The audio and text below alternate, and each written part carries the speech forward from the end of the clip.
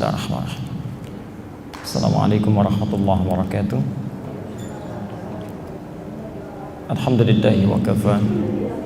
Wassalatu wassalamu ala rasulillahil mustafa wa ala alihi wa sahbihi wa man wafa. Amma ba'd. Fa ya ibadallah, usi nafsi wa iyyakum bitaqwallahi faqad fazal muttaqun. Fala tamutunna illa wa antum muslimun. Faqala ta'ala ya ayyuhalladzina amanu taqullaha haqqa tuqatih wa la tamutunna illa wa antum muslimun. Saudara-saudariku, Bapak Ibu sekalian, rahimani wa rahimakumullah, semoga Allah senantiasa memuliakan kita semua. Alhamdulillah, kita awali pertemuan kita di siang ini dengan bersyukur pada Allah Subhanahu wa taala. Kita masih diberikan kesempatan oleh Allah untuk hidup sampai dengan siang ini. Semoga kesempatan yang diberikan oleh Allah kepada kita bisa kita manfaatkan sebaik-baiknya untuk memperbanyak bekal ibadah dan mengistighfari dosa-dosa yang pernah kita lakukan, sehingga mudah-mudahan keadaan kita bisa lebih baik sebelum kita kembali kepada Allah Subhanahu wa taala. Hari ini kita sudah sampai di awal bulan yang baru, tanggal 4 Rajab 1437 Hijrah. Ada hal yang menarik di dalam Al-Quran, penting saya ingatkan dulu sebelum kita lanjutkan kajian kita. Quran surah ke-9 At-Taubah ayat 36. Quran surah ke-9 At-Taubah ayat 36. Ada pesan di sana yang terkait dengan tibanya salah satunya bulan Rajab ini yang masuk dalam rangkaian bulan-bulan Al-Haram. Mari kita lihat pernyataan Qurannya.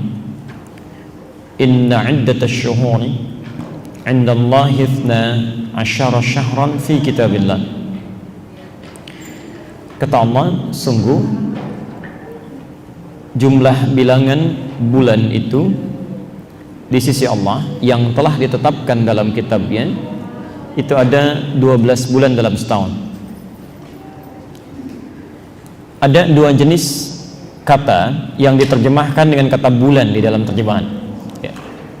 Yang pertama, ada bulan dalam pengertian bentuk fisikalnya, Bu ya. Jadi kalau Bapak lihat malam hari, ada bulan, ada rembulan, bentuk fisikalnya itu disebut dalam bahasa Arab dengan kata qamar.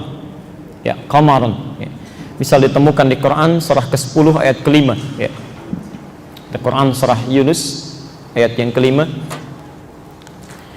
Di situ Allah berfirman, Quran surah 10 ayat 5, huwallazi ja'ala asy-syamsa dhiya'a, dialah Allah yang menjadikan matahari bersinar, wal qamara nura, qamar, ya. Dan bulan memantulkan cahaya. Wal qamara nura, dan bulan memantulkan cahaya. Pernyataan ini ya, tidak didapati di kitab agama manapun kecuali di Quran. Ya. Silahkan Anda cek di kitab agama manapun, tidak ada pernyataan ini. Ya. Dan ini sudah dibuktikan melalui pengetahuan dan benar secara ilmiah. Ya. Matahari bersinar, bulan memantulkan cahaya. Bulan dalam pengertian bendanya itu, ya, secara fisik itu disebut dengan qamar.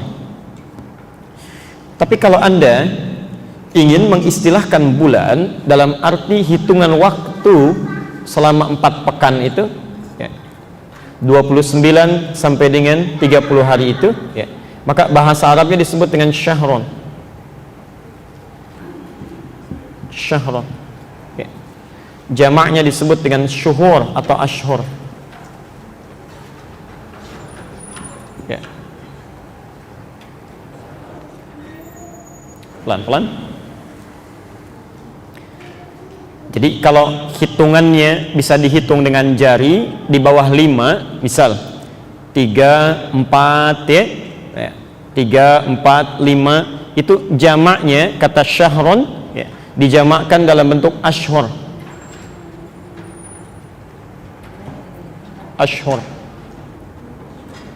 Tapi kalau lebih daripada 5, 6,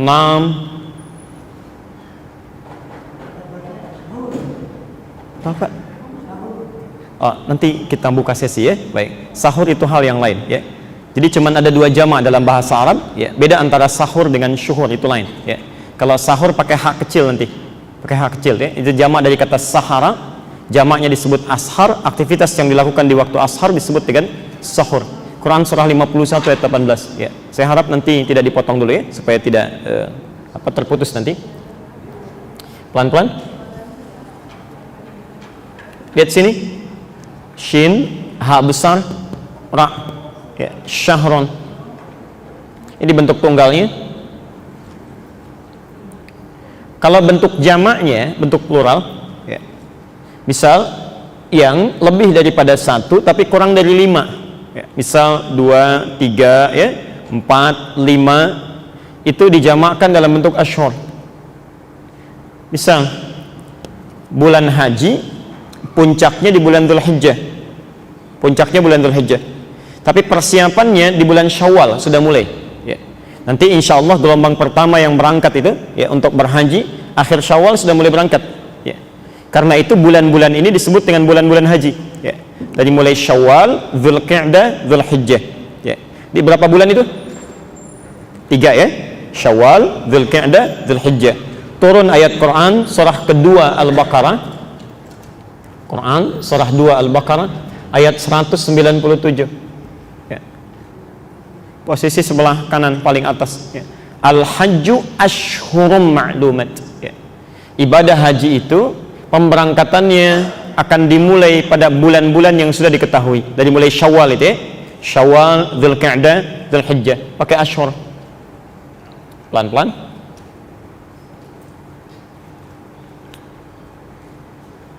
Tapi kalau kita kemudian akan jamakkan bentuk syahrun ini lebih daripada 5, 6, 7, 8 sampai 12 bulan dalam setahun, kata Quran ya, maka jamaknya dirubah dari syahrun jadi syuhurun ya. Pelan-pelan. Karena itu ketika Allah menyebutkan di Quran surah ke-9 ayat ke-36 tadi ya, kata Allah jumlah bilangan bulan dalam setahun itu ada 12 ya. Jumlah bilangan bulan menunjuk pada waktu. Dalam setahun ada 12 bulan 12 bulan. Karena 12 itu bentuknya jamak ya, dari kata syahrun dan lebih daripada 5 ya, maka yang digunakan dalam kalimat ini bukan ashhur tapi syuhur ya. Istilah kaidah bahasa tidak ada yang salah di Quran ya. Jadi saya ingin mengatakan bahwa kaidah tingkat tinggi dalam bahasa Arab itu di Quran. Karena itu mustahil di Quran ada kekeliruan. Mustahil di Quran ada salah pilih kata. Ya. Jelas sampai sini ya? Dan hebatnya, Masya Allah, menariknya, kalimat syahrun sendiri yang ini, ya, itu terulang di Quran sebanyak 12 kali. Di jumlah bulan dalam setahun kata Quran ada 12, ya, dan kata syahrun di Quran terulang sebanyak 12 kali di Quran. Kalau yang Bapak tadi sebutkan sahur, ya, maka tulisannya sin, ha, waw, ra yang di Ramadan ini. Sahur. Kalau yang ini asalnya dari kata sin, ha, ra, sahar. Saharun. Ya. Beda ya antara syahrun, shin besar, ha besar, ra. Ya. Yang ini sin kecil, ha kecil, ra. Kalau yang ini waktu singkat menjelang fajar. Misal, kalau sekarang waktu subuhnya, fajarnya jam 4.37, maka jam 4:04 lah kurang lebih, ya, itu disebut waktunya waktu sahar. Ya. Waktu singkat sekitar 25 menit, 30 menit menjelang fajar. Ya. Waktu singkat menjelang fajar.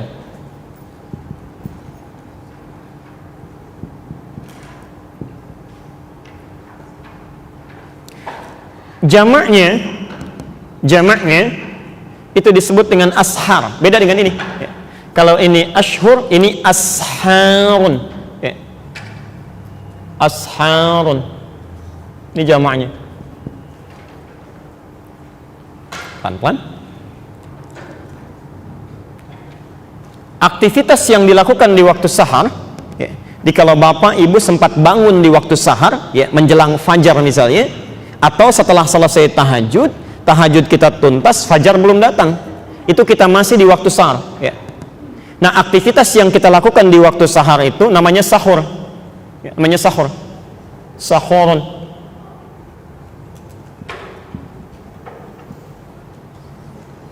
Kalau di bulan Ramadan itu, alhamdulillah, bulan Ramadan ada makan apa? Nah, makan sahur itu maksudnya lakukan makan itu di waktu sahar. Ya. Jadi kalau nanti saat kita puasa, insya Allah Anda akan melakukan sahur, maksudnya makannya dilakukan di waktu sahar. Ya. Jadi jangan terlalu jauh masanya. Ya. Misal 30 menit sebelum fajar, 25 menit itu sahur namanya. Ya. Jadi kalau subuhnya 4:30 Anda makan jam 3, itu bukan sahur. Ya. Itu makan terlalu dini itu ya, terlalu awal. Nah, tapi kalau Anda tidak hadir di bulan Ramadan, misal kemudian biasa tahajud atau bangun sebelum subuh dan tiba di waktu ini jamaknya disebut ashar, maka ada sunnah yang terletak dalam Al-Quran. Ada sunnahnya ya. Di Quran surah 51 Adz-Dzariyat ayat 18. Posisinya sebelah kiri agak ke bawah sedikit. Quran surah 51 ayat 18. Ya. Ada kebiasaan penghuni surga. Ya. Ada amalan-amalan rutin penghuni surga, tapi surganya bukan surga biasa. Ya. Taman surga, Pak ya. Taman surga. Ya. Kalau ibu bapak mau baca, dimulai dari ayat ke-15-nya. Kita lihat nanti amalannya. Ya. Innal muttaqina fi jannatin wa 'uyun. Ada sementara orang-orang takwa yang nanti tempat tinggalnya akan tinggal di taman surga. Apa keistimewaan taman surga dibanding surga biasa? Ya.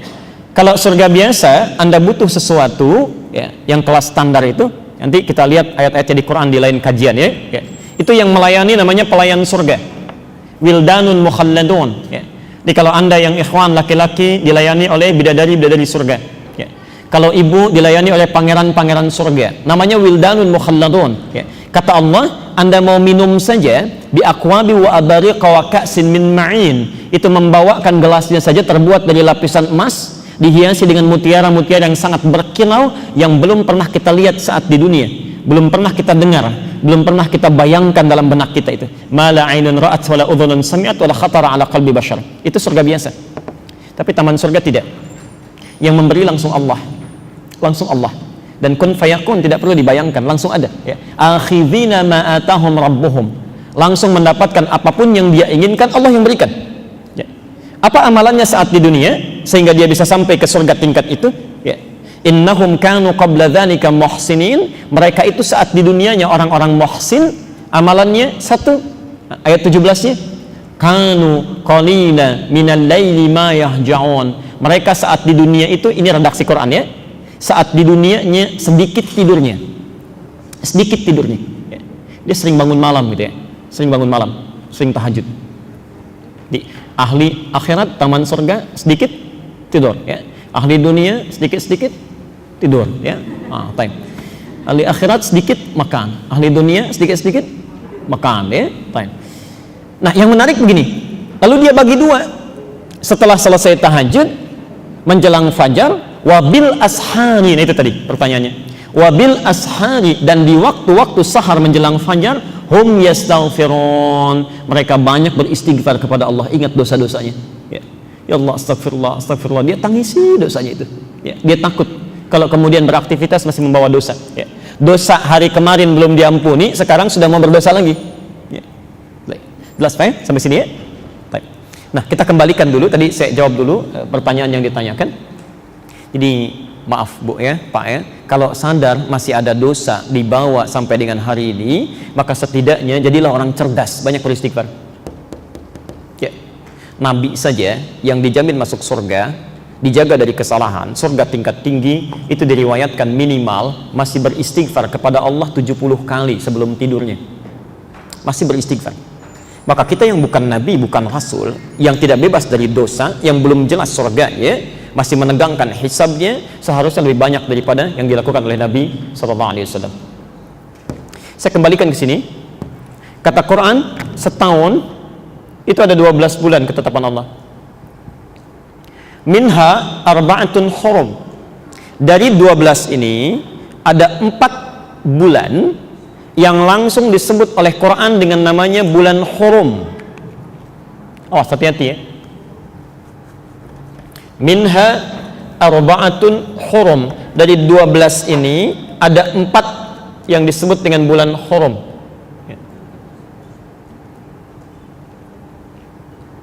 Pelan-pelan. Hurum itu dari kata haram. Ya. Haram.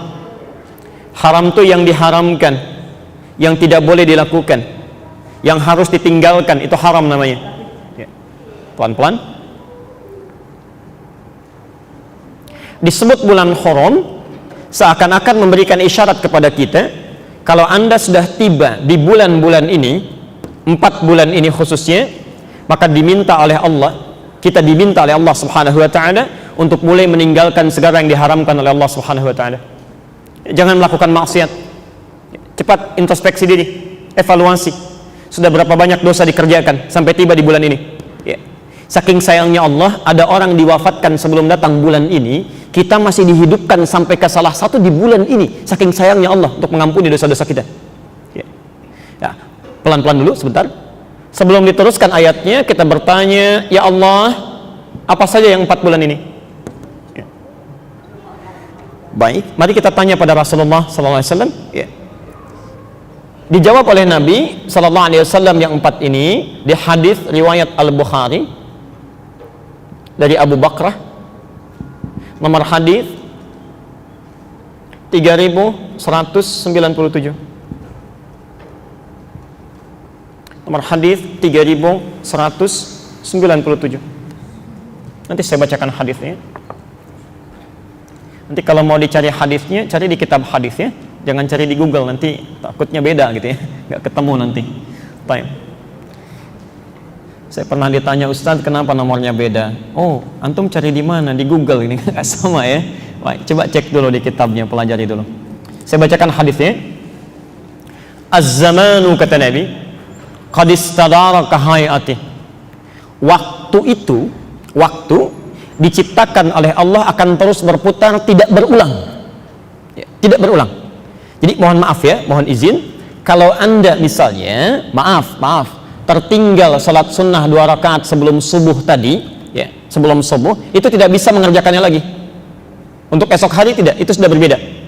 Anda tak bangun malam untuk tahajud, tidak bisa berulang. Ya, tidak bisa berulang.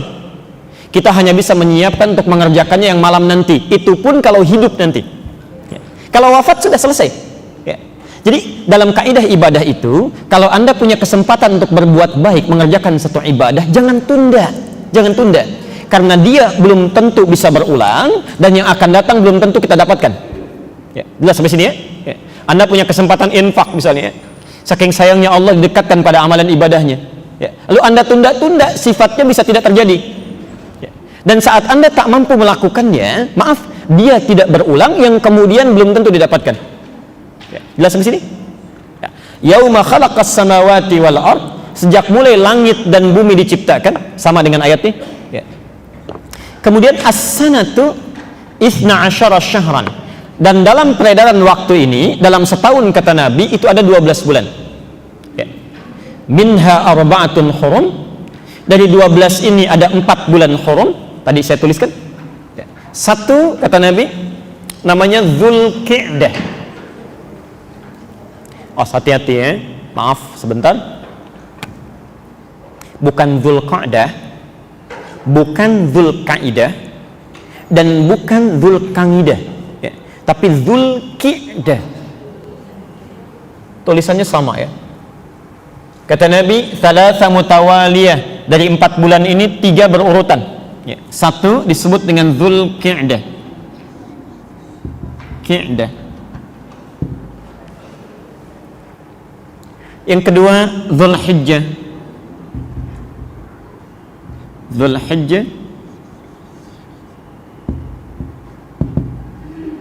Pelan-pelan. Yang keempat, kira-kira apa? Bukan Muharram tapi Al-Muharram. Bukan Muharram tapi Al-Muharram. Al-Muharram. Jadi 3 berurutan, thalatha mutawaliyah, 1 Dzulqa'dah. Ingat bukan qa'dah ya. Perhatikan, saya terangkan singkat dan saya tidak akan mengulang lagi. Ya, dan jangan tanyakan tentang ini lagi. Ya. Lihat sini. Dzu artinya duduk. Ya. Dzu yang punya, maaf. Dzu itu yang punya, yang melakukan. Ya. Qa'dah artinya duduk. Qi'dah pun artinya duduk. Kalau saya duduk begini, baru duduk, kemudian saya bangkit lagi, bangun lagi, itu namanya qa'dah. Qa'dah. Ya. Saya ulang ya. Kalau saya duduk begini, kemudian saya bangun lagi, singkat, itu qa'dah namanya. Dalam kaidah ilmu bahasa Arab disebut ismun marrah. Marrah itu yang sekejap, cepat. Ya. Tapi kalau saya duduk misalnya begini, saya santai dulu, kadang minum dulu, diskusi, itu qi'dah namanya. Qi'dah. Ya. Kenapa bulan ini disebut dengan Dzulqi'dah, bulan yang ke-11, bukan Qa'dah? Karena biasanya orang-orang Arab yang di sekitaran Mekah yang suka berniaga keluar Mekah, ya, kadang-kadang ke Yaman, kadang-kadang ke Syria berdagang, ya. Karena semakin dekat bulan haji, yang dikunjungi itu datang ke Mekah. Ya, jadi yang biasa dikunjungi di Yaman, di Syria, di Syam, itu datang ke Mekah. Ya. Mereka menjadikan Mekah sebagai pusat niaga. Ya. Karena yang dikunjungi balik datang ke Mekah, akhirnya orang-orang Mekah pada duduk. Ya. Duduk santai aja. Ya. Di rumah nunggu, minum teh, ngobrol-ngobrol dan sebagainya. Bulan itulah kemudian yang dikenal dengan Dzulqi'dah, bulan duduk-duduk santai. Ya. Jelas di sini? Right. Yang keempat, Rajab. Rajabun Mudhar ma baina Jumada wa Sya'ban. Keempat bulan Rajab. Yang terletak di antara bulan ke-6, Jumada dan Sya'ban. Rajab. Baik, mohon izin pelan-pelan. Kita sekarang ada di sini. Saya ulang ya. Kita sekarang ada di sini. Sekarang tanggal 4 Rajab.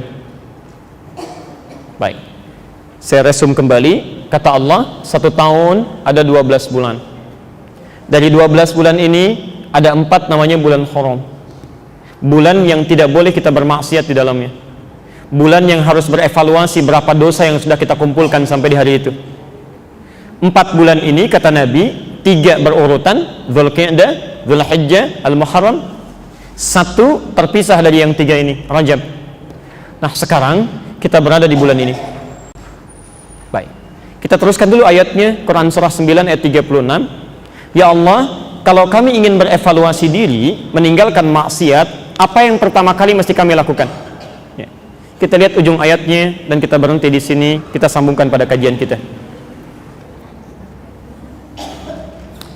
Fala tazlimu fihinna anfusakum. Masyaallah. Silahkan cek ayatnya. Kata Quran, kalau sudah ada seorang yang tiba di waktu ini, apakah itu bulan Dzulqi'dah, Dzulhijjah, kemudian Al-Muharram ataupun bulan Rajab, maka yang pertama kata Allah yang harus dia camkan, jangan pernah melakukan maksiat. Jangan zalimi diri sendiri pada bulan ini. Jangan berbuat zalim. Ya. Saya mohon izin sebentar ya, untuk menyampaikan berita yang sangat penting. Bapak Ibu sekalian, pernyataan Allah ini karena menjadi fitrah dalam kehidupan orang-orang di zaman jahiliyah saja, sebelum Nabi tiba, kalau sudah datang 4 bulan ini, misal bulan Rajab, ya, itu yang biasanya perang akan gencatan senjata, yang biasanya berselisih itu akan damai, yang biasanya saling mencela itu akan diam. Ya. Di misal, kalau ada yang dicela di bulan Rajab, dia akan katakan, nggak apa-apa, nanti saya balas setelah bulan ini, setelah sebulan ini. Ya. Mereka diam. Ya. Yang berperang diam, yang berselisih diam, yang mencela tidak ada, semua diam. Ya. Ini Anda bayangkan, orang jahiliyah saja tiba di bulan-bulan haram, mereka bisa memperbaiki diri dan bisa menghentikan perbuatan-perbuatan buruknya. Maka bagaimana dengan orang-orang yang sudah tidak hidup di zaman jahiliyah? Diturunkan nabinya, dibimbing masih berbuat sesuatu yang tidak pernah dilakukan oleh orang di zaman jahiliyah. Ya, maka ada sesuatu yang salah. Maka mohon izin, saya sangat bermohon sebesar-besarnya, mumpung kita yang dipilih oleh Allah masih hidup di awal bulan ini, barangkali saking sayangnya Allah kita diminta untuk berevaluasi diri. Ya, coba dicek. Tidak usah tunjuk orang lain ya, dimulai dari diri kita dulu, dari ujung kepala sampai ujung kaki, berapa banyak maksiat yang sudah dikumpulkan sampai hari ini. Oh, saya sangat serius menyampaikan ini, ya, sangat serius. Di banyak orang yang barangkali sudah diwafatkan oleh Allah, menurut Allah selesai, ya, dosanya sudah ringan, amalannya banyak. Kita dihidupkan sampai hari ini sekedar untuk diingatkan, hei, waktu kamu barangkali singkat, ya, sebentar lagi pulang, ya, sebentar lagi mungkin meninggal, yang tidak kamu ketahui kapan, barangkali keluar dari sini bisa pulang, ya.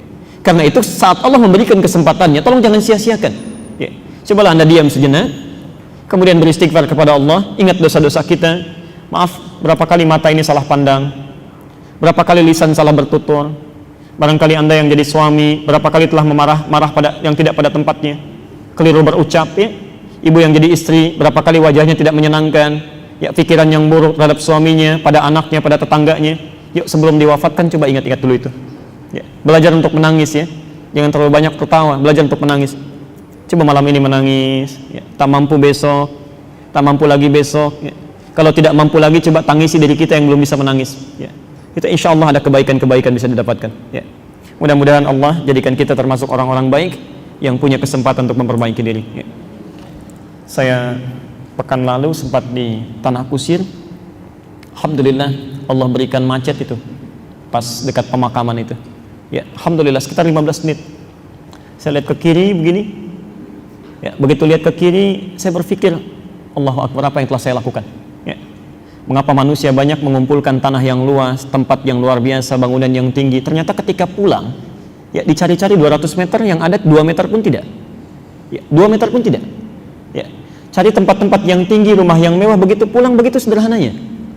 Dan hebatnya manusia yang saat punya sesuatu dalam hidupnya tidak mau berbagi, saat meninggal dipaksa oleh Allah untuk berbagi.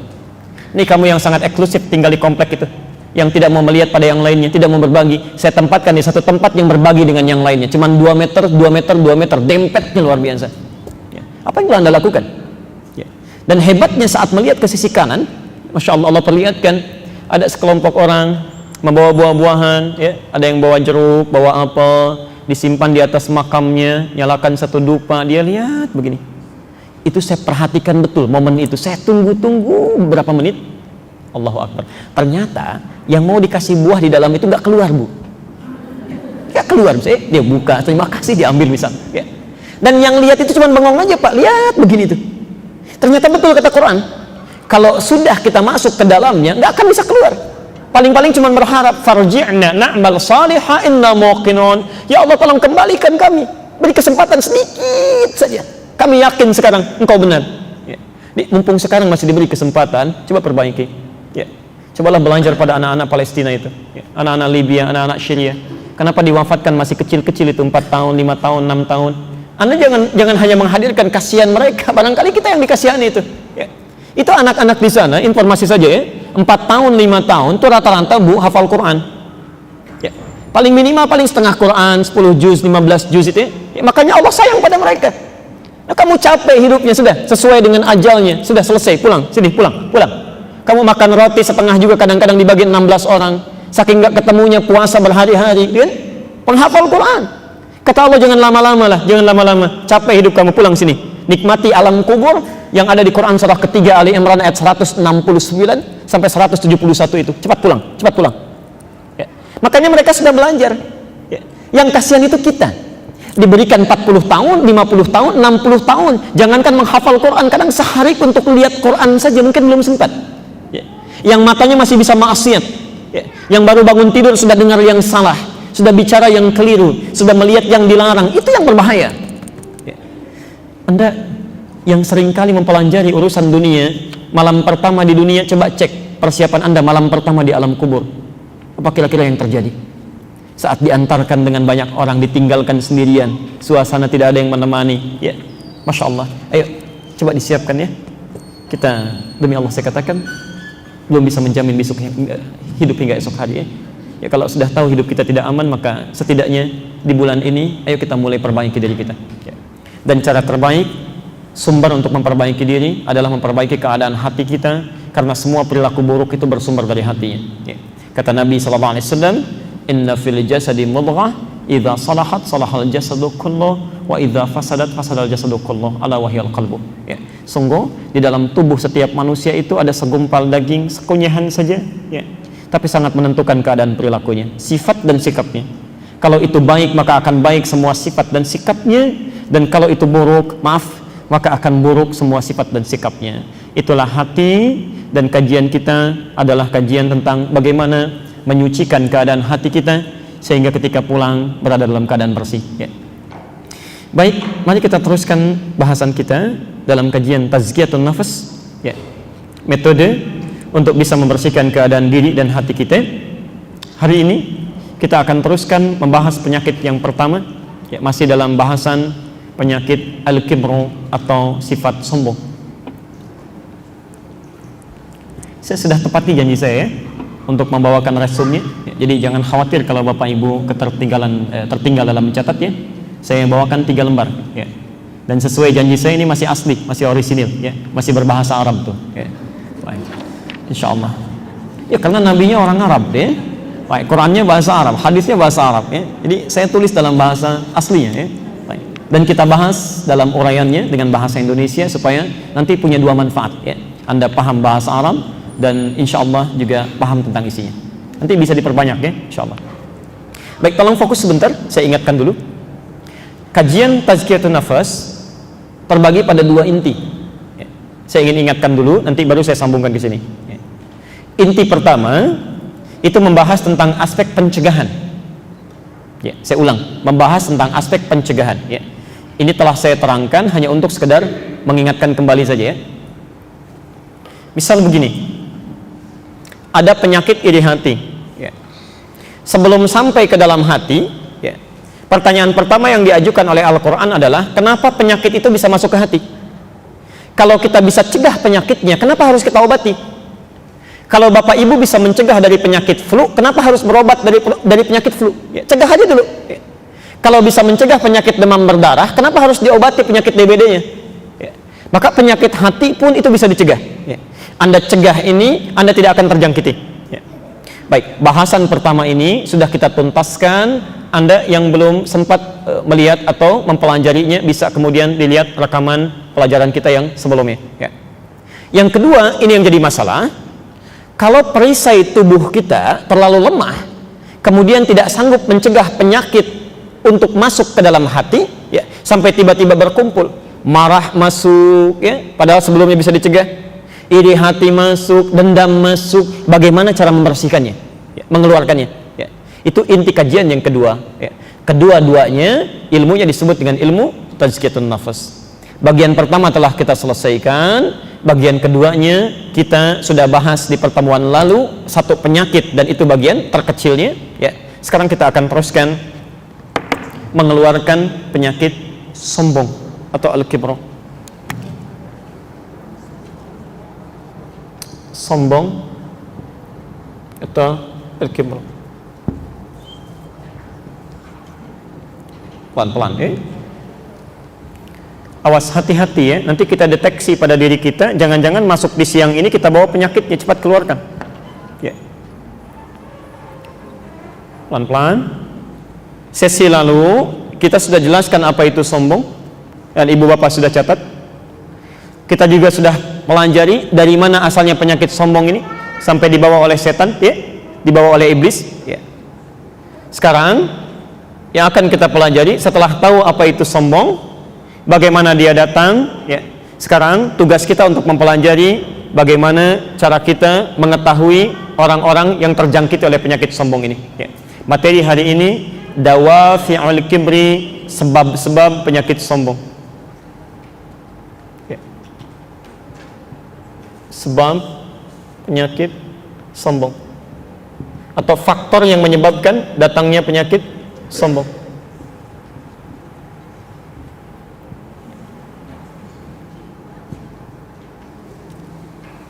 Yang barangkali tertinggal nanti lihat ulasan di pertemuan lalu, ya, supaya saya tidak banyak mengulangnya. Pelan-pelan, catat dulu dalilnya. Catat dalilnya. 1. Quran surah ke-96 Al-Alaq ayat 6 sampai 7. Contohnya Quran surah ke-28 ayat 76 sampai 80. Quran surah ke-96 Al-Alaq ayat 6 sampai 7. Yang kedua, Quran surah ke-28 Al-Qasas. Al-Qasas ayat 76 sampai ayat 80. Pelan-pelan. Hadisnya bisa kita ambil hadis Muslim nomor hadis 91 tentang sombong.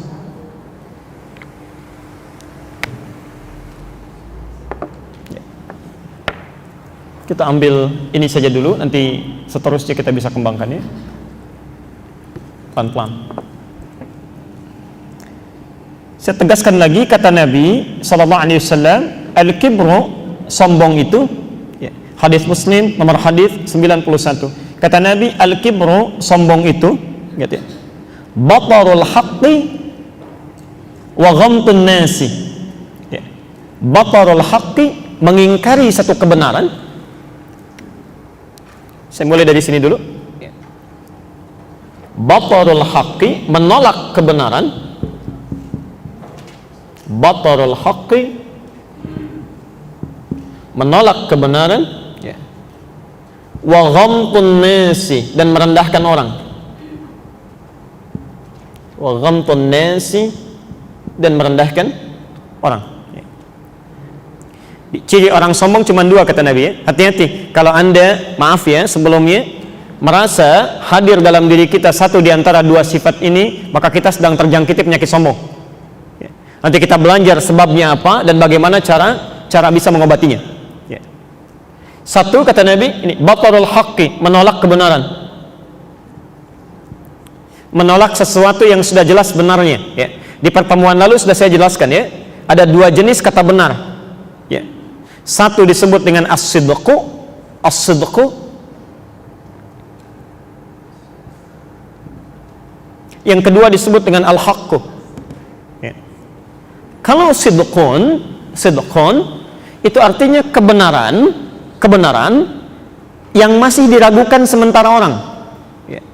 Memang benar, tapi barangkali karena buktinya belum jelas, sementara orang masih ragu. Ya. Contoh begini. Nabi SAW satu kali diangkat ke langit menunaikan peristiwa Mi'raj ya. Bahkan Isra dan Mi'raj, dari Masjidil Haram ke Masjidil Aqsa, naik ke langit cuma satu malam.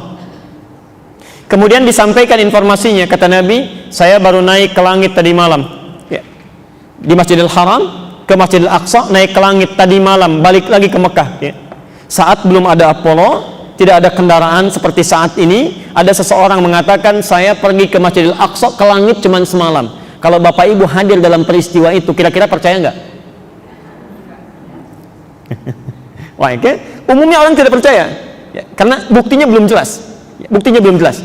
Tapi kalau Anda percaya misalnya pada sesuatu yang walaupun diragukan, Anda percaya, misal itu disebut dengan shodiq ya, orangnya disebut shodiq.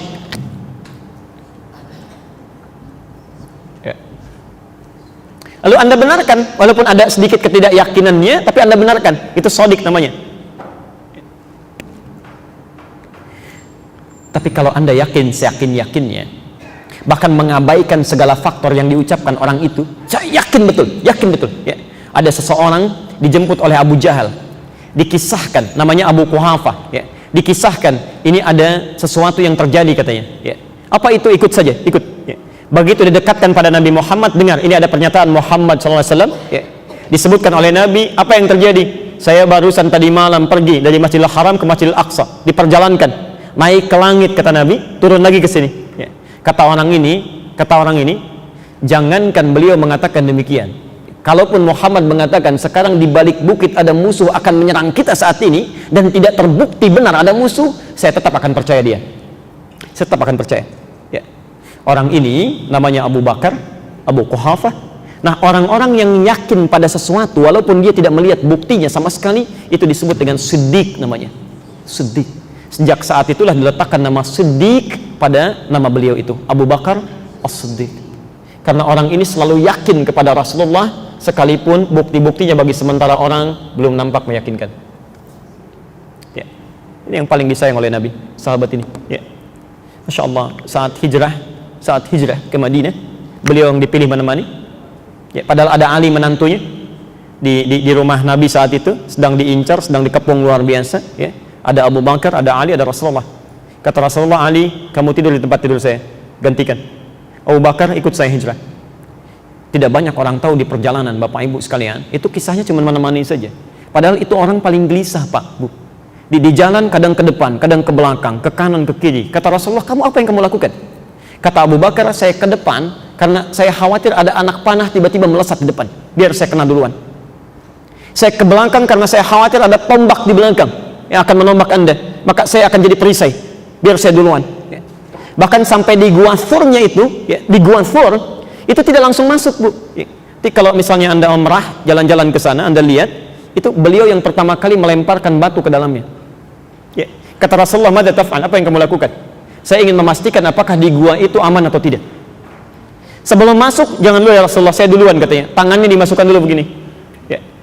Apa yang kamu lakukan? Kata Abu Bakar, kalaupun nanti ada hewan buas, biar tangan saya dulu yang kena duluan. Sampai masuk ke dalamnya, orang yang selalu menangis, khawatir, takut tuh Abu Bakar. Sampai turun ayat mengisahkan itu. La tahzan innallaha ma'ana. Jangan takut, jangan sedih. Allah bersama kita ini. Abu Bakar. Maka bagaimana sahabat yang paling mulia, sangat disayang oleh Nabi, putrinya menjadi istri Nabi SAW, dimuliakan, yang kata Nabi pahanya tidak sebanding dengan amalan umat manusia, lalu datang sementara orang, kemudian tiba-tiba ringan lisannya mencela Abu Bakar. Ada sesuatu yang salah dalam dirinya, ada yang keliru, ada sedih. Tapi kalau al-haq, maaf, itu adalah kebenaran yang sangat jelas buktinya, tidak ada celah dari sisi manapun kita meragukannya. Ini saking jelasnya kita nggak bisa mengelak. Misal, ini apa? Ini spidol. Baik. Kalau saya bilang, maaf, bukan spidol, ini handphone misalnya. Percaya nggak? Karena jelas buktinya kelihatan. Ya. Nah, kalau ada orang-orang yang mengingkari sesuatu yang sudah jelas benarnya, kemudian diingkari juga, ada yang salah dalam dirinya, itu orang sombong. Ya. Misal, maaf. Kita bicara tentang maksiat dulu misalnya. Bohong itu dusta, dosa enggak? Sudah jelas dosanya, kok ada yang berbohong juga? Kan sudah jelas dustanya. Gosip dosa enggak? Sudah tahu dosa, kok dinikmati juga? Maka orang-orang yang bermaksiat, ada nanti ayat-ayat di Quran, seakan-akan dia itu seperti kena penyakit sombong. Kok sombong ya? Kayak orang yang sudah punya banyak amal, kalau berdosa pun nggak berpengaruh gitu. Nanti ada di Quran orang-orang yang seakan-akan merasa banyak amalnya, nggak apa-apa, kalaupun masuk neraka paling sebentar. Quran surah kedua Al-Baqarah ayat 80. Posisi paling kiri sebelah ke atas. Wa qalu lan tamassana an-naru illa ayyaman ma'dudah. Sementara orang-orang Yahudi berkata, mereka berkata, nggak apa-apa masuk neraka juga. Kami ini kan kekasih Tuhan. Allah sayang dengan kami. Kalaupun masuk neraka disiksa paling sebentar aja. Sebentar. Bahkan ada yang menghitung, Pak, dihitung-hitung sama dia. Paling sehari, 2 hari, 3 hari katanya. Itu ada di Ali Imran ayat ke-24. Quran surah 3 ayat 24. Posisi paling kanan sebelah atas. Dzalika bi annahum qalu lan tamassana an-naru illa ayyaman ma'dudat. Alifnya panjang. Yang di Al-Baqarah tidak ada alifnya, ma'dudah. Jadi dia masih membayangkan paling sebentar, tapi ketika ditanya dia nggak tahu kapan sebentarnya. Tapi kalau yang di Ali Imran, kenapa alifnya panjang? Kalau alifnya panjang ma'dudat, itu tandanya orangnya sudah menghitung. 1, 2, 3, dia kata orang ini nggak apa-apa, paling kalau masuk neraka cuma sebentar, bisa dalam hitungan jari keluar dari situ. Anda bayangkan, kata Quran, ada orang sombong yang merasa banyak amalnya, mudah berbuat maksiat. Seakan-akan maksiat sedikit gak apa-apa lah, paling nanti diampuni juga. Jadi kalau ada orang sudah tahu bohong itu salah, gosip itu keliru, berselisih itu dosa, kok dilakukan juga? Artinya seperti orang yang sudah siap untuk itu. Makanya dijawab oleh Nabi, oleh Quran langsung. Dijawab oleh Quran langsung, kalau mau masuk neraka silahkan, kalau merasa singkat. Seharinya 1000 tahun. Quran surah 32 ayat kelima itu. Quran surah As-Sajdah ayat yang kelima itu. Fi yaumin kana miqdaruhu alfa sanatin mimma ta'udun. Quran surah 32 ayat kelima. Yudabbirul amra minas sama'i ilal ardi thumma ya'ruju ilaihi fi yaumin kana miqdaruhu alfa sanatin mimma ta'udun. Insyaallah. Hati-hati. Kata Quran kalau mau silahkan. Sehari, 2 hari, 3 hari, cuman 1 harinya 1000 tahun. Jadi kalau kita konversi ke hitungan kita, kurang lebih 1 detiknya itu 48 hari. Jadi kalau ada orang masuk neraka, disiksa di situ cuman 1 detik saja, itu sakitnya sama dengan 48 hari di dunia. Bapak tahu siksa paling ringan di neraka seperti apa? Quran surah keempat An-Nisa, Bu, ayat 56. Quran surah 4 ayat 56. Itu paling ringan ya, paling ringan. Innal ladzina kafaru bi ayatina sawfa nuslihim nara. Sungguh orang-orang yang selalu mengingkari ayat kami, ya, mengingkari perintah kami, keterangan kami, ya. Ingat, kalau ada kata kafar, saya sudah pernah terangkan, itu bisa mencakup orang non-muslim atau orang Islam, ya. Di ada orang Islam mengaku muslim, disuruh salat tidak mau, baca Quran susah, diingatkan marah-marah, dia kayak orang sudah siap, ya. Kayak orang sudah siap. Kata Allah, kalau ada orang begitu, dosanya banyak, kemudian masuk neraka, paling ringannya saufa nuslihim nara. Nusli itu artinya diambil ubun-ubunnya, tarik begini, ya. Kemudian dicelupkan, maaf, pernah bikin teh celup? Teh celup kan begini, diangkat lagi ya, begini diangkat lagi. Nah itu begitu kurang lebih, ya. Nusli itu dimasukkan, diangkat lagi. Kullama madijat juluduhum, ketika dimasukkan hancur semua tubuhnya dan kulitnya, hancur, habis. Ya. Diangkat lagi, badalnahum juludan ghairaha. Jadi ada malaikat yang tugasnya celup, angkat, sekali celup 1 detiknya 48 hari. Jadi kalau mau coba silahkan. Makanya hati-hati kata Quran deh, hati-hati. Jangan merasa bahwa kita ketika berbuat maksiat aman dari siksa, tidak. Ya. Bahkan orang-orang yang meremehkan dosa kecil itu dosanya besar. Ya. Nanti kalau masih ada waktu, kami kisahkan bagaimana seorang yang punya banyak amalan, solehnya luar biasa, dan seorang yang banyak dosanya luar biasa, menjadi tertukar ketika menganggap remeh satu dosa. Ya. Ternyata yang soleh wafat dalam keadaan sedang bermaksiat, yang dosa wafat dalam keadaan sedang bersujud kepada Allah Subhanahu Wa Taala. Dan itu adik kakak, Bu, adik kakak. Ya. Nanti di akhir kalau masih ada waktu kita terangkan, karena bahasan kita masih jauh ya. Nah, jadi mohon maaf kalau ada di antara yang mengaku muslim, ya, kita bicara orang Islam saja ya. Kalau non muslim kita doakan supaya mendapat hidayah. Tapi kalau ada orang Islam masih senang berbuat maksiat padahal sudah jelas salahnya, ya. Setelah ke penjara, di sidang baru pakai jilbab gitu kan, baru pakai peci gitu. Anak kemana aja ya, jadi yang disalahkan pecinya, disalahkan jilbabnya, itu dosa, itu hati-hati ya. Wah, sudah tahu salat itu benar, banyak pahalanya, ditinggalkan juga, itu batarul haq ya. Wa ghamtun nas, atau dalam hidupnya merasa hebat, merasa tinggi dan merendahkan orang lain ya, merendahkan orang lain. Hati-hati, itu sifat sombong. Yang mengantarkan pada bahasan kita hari ini, apa yang menyebabkan seseorang bisa mengingkari satu kebenaran yang sudah jelas buktinya, bisa menyimpang ya, plus bisa merendahkan orang lain. Apa sih sebabnya? Nah, ini yang menjadi bahasan kita ya. Kita mulai dari Quran surah ke-96 ayat ke-6 dan 7 Al-Alaq ya. Kita mulai dari Quran dulu ya, dari hadis, sepanjang ada di situ keterangannya kita buka dari situ ya. Baru ke penjelasan ulama dan seterusnya. Baik. Pelan-pelan. Ada ayatnya? Kalla innal insana layatgha ar-ra'ahus taghna. Baik, pelan-pelan. Kalla, sekali-kali janganlah terjadi. Oh, hati-hati. Seringkali diartikan di mushaf, sekali-kali tidak ya. Itu kurang tegas. Yang paling bagus terjemahannya, sekali-kali janganlah terjadi ya. Janganlah. Kalau jangan itu artinya kan larangan ya. Artinya larangan ya. Baik, sebentar, tahan dulu sebentar. Mohon bersabar belajarnya ya. Saya coba terangkan dulu jenis la di dalam bahasa Arab. Kan suka dengar kalimat la gitu ya. Kata la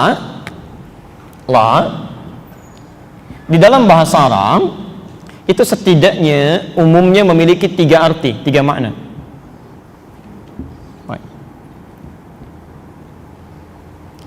Nanti kalau ini dibahas dan Bapak Ibu baca Al-Quran atau hadis, itu insya Allah dapat rumus cepat dan bisa menerjemahkan dengan baik. Ya. Pertama, disebut dengan la nafyi, an-nafyi. La an-nafyi.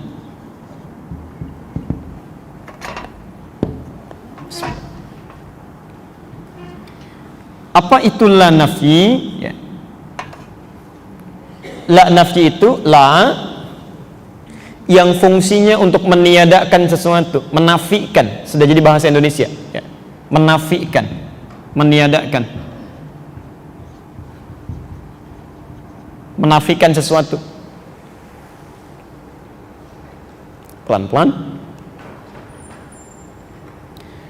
Biasanya rumus cepatnya begini, rumus cepatnya.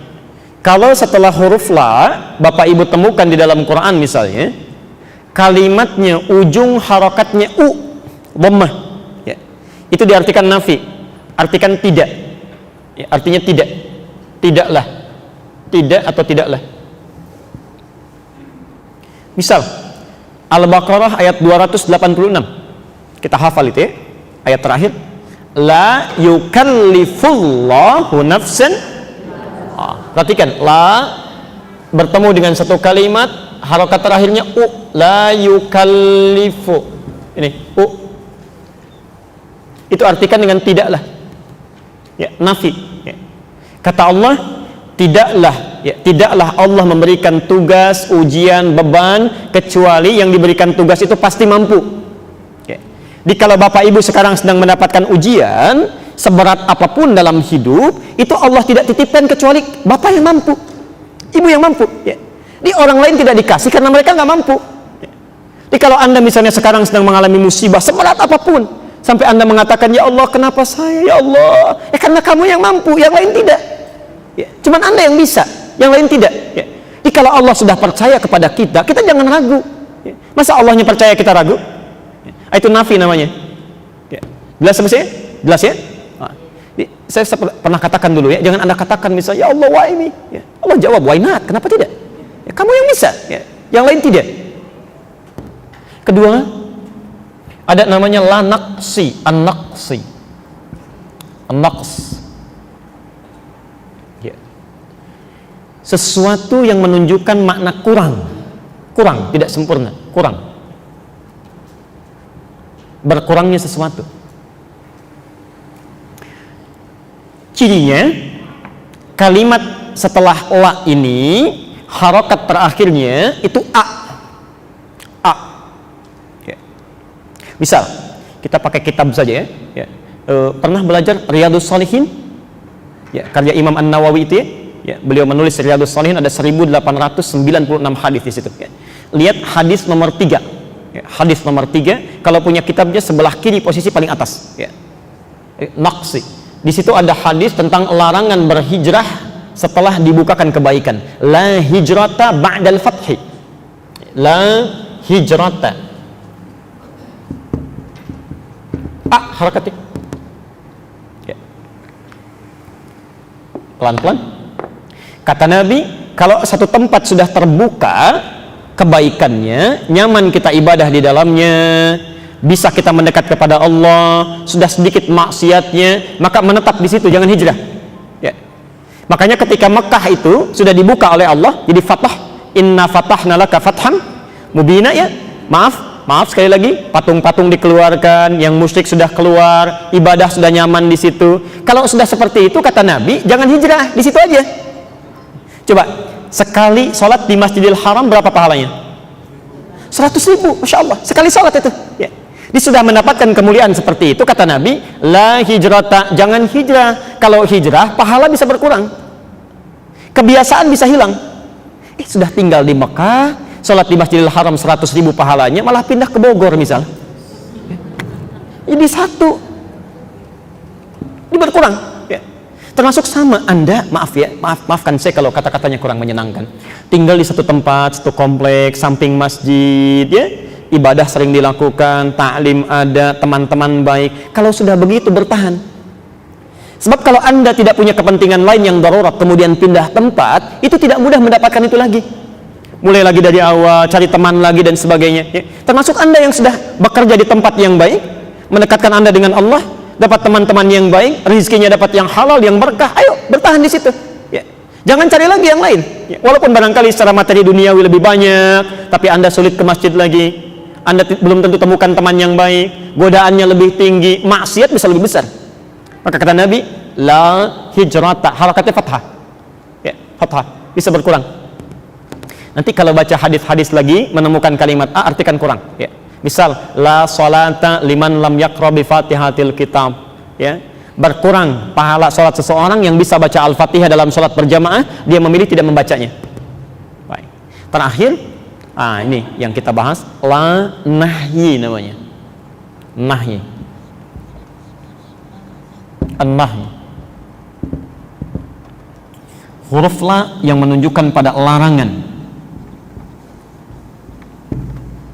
Artikan jangan. Jangan. Oke. Pelan-pelan. Artikan jangan. Cirinya, kalimat yang berada setelahnya,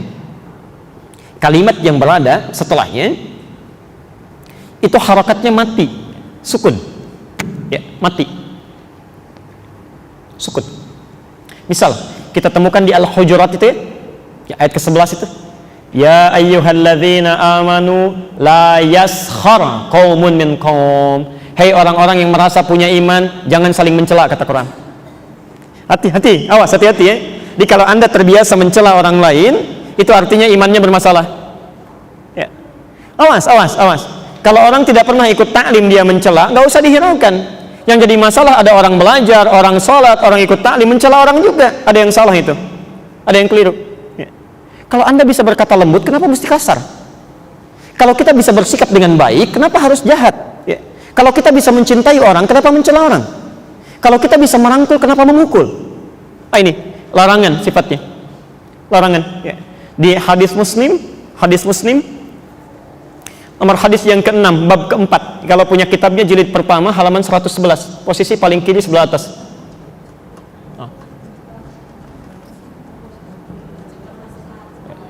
Hadis Muslim. Kenapa? Oh, baik. Oke. Pelan-pelan ya. Biasanya kalau yang penting-penting saya agak lambatkan. Kalau saya dukung dengan sesuatu yang cepat, saya agak naikkan temponya. Baik. Saya kabulkan insya Allah. Jadi nanti kalau tertinggal bisa dicek rekamannya ya. Baik.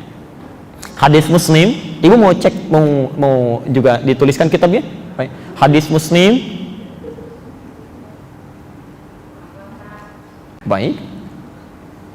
Hadis nomor ke-6, nomor 6, bab 4, bab ke-4. Hadis nomor ke-6, bab ke-4, jilid pertama, halaman 111. Posisinya sebelah kiri paling atas.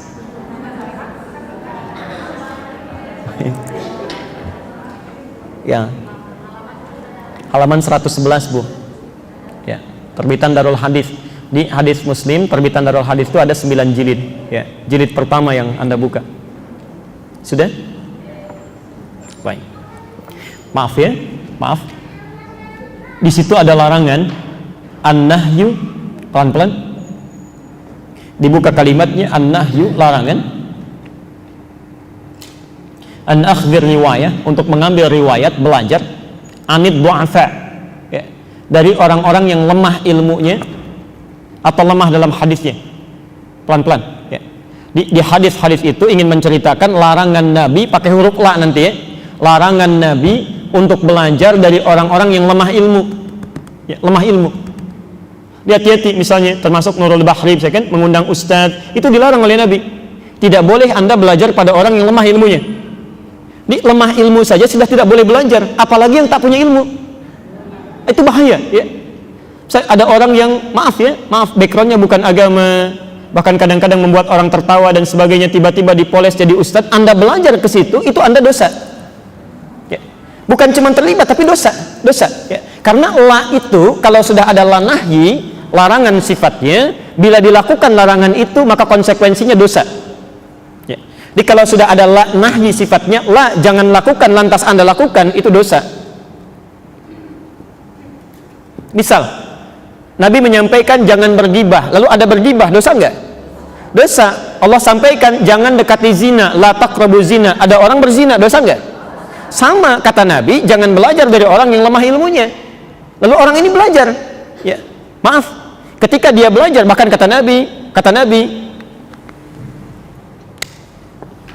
saya bacakan hadisnya ya, sayakunu fi akhir zaman, ya, akan terjadi di akhir zaman, dajjaluna kadzabun, terdapat orang-orang yang suka berdusta, ya. Di ada kadzib, ada kadzab. Kalau kadzib sekali dusta, kalau kadzab terus-terusan berdusta, ya, terus-terusan berdusta. Pelan-pelan. Yuhadditsunakum bisyai'in la tasma'unahu wa la yasma'uhu wa la yasma'u aba'ukum. Ya. Anda akan mendengar dari mereka pernyataan-pernyataan yang belum pernah Anda dengar sebelumnya, bahkan bapak kita pun tidak pernah dengar. Ya. Ini Masya Allah, saking kuatnya dosanya, bahkan maaf, jangankan kita, orang tua kita aja nggak pernah dengar. Ya. Tiba-tiba datang seseorang mengaku paham agama, walaupun gelarnya doktor, profesor dan sebagainya, tiba-tiba datang menyampaikan semua agama sama. Belajar tinggi-tinggi dapat gelar menyampaikan semua agama sama. Ya. Kata Nabi akan terjadi satu saat di akhir zaman seseorang tiba-tiba mengatakan tentang agama yang belum pernah kita dengar. Ya. Belum pernah. Bahkan orang tua kita pun tak mendengar itu. Ya. Tidak mendengar itu. Kata Nabi, maaf ya, iyyakum wa iyyahum, waspada Anda semua, hati-hati, jauhi mereka.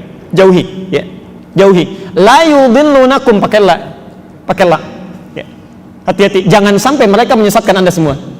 Jangan sampai mereka menyesatkan Anda semua. Itu hati-hati ya. Jadi maaf, saya agak menyimpang sedikit ya.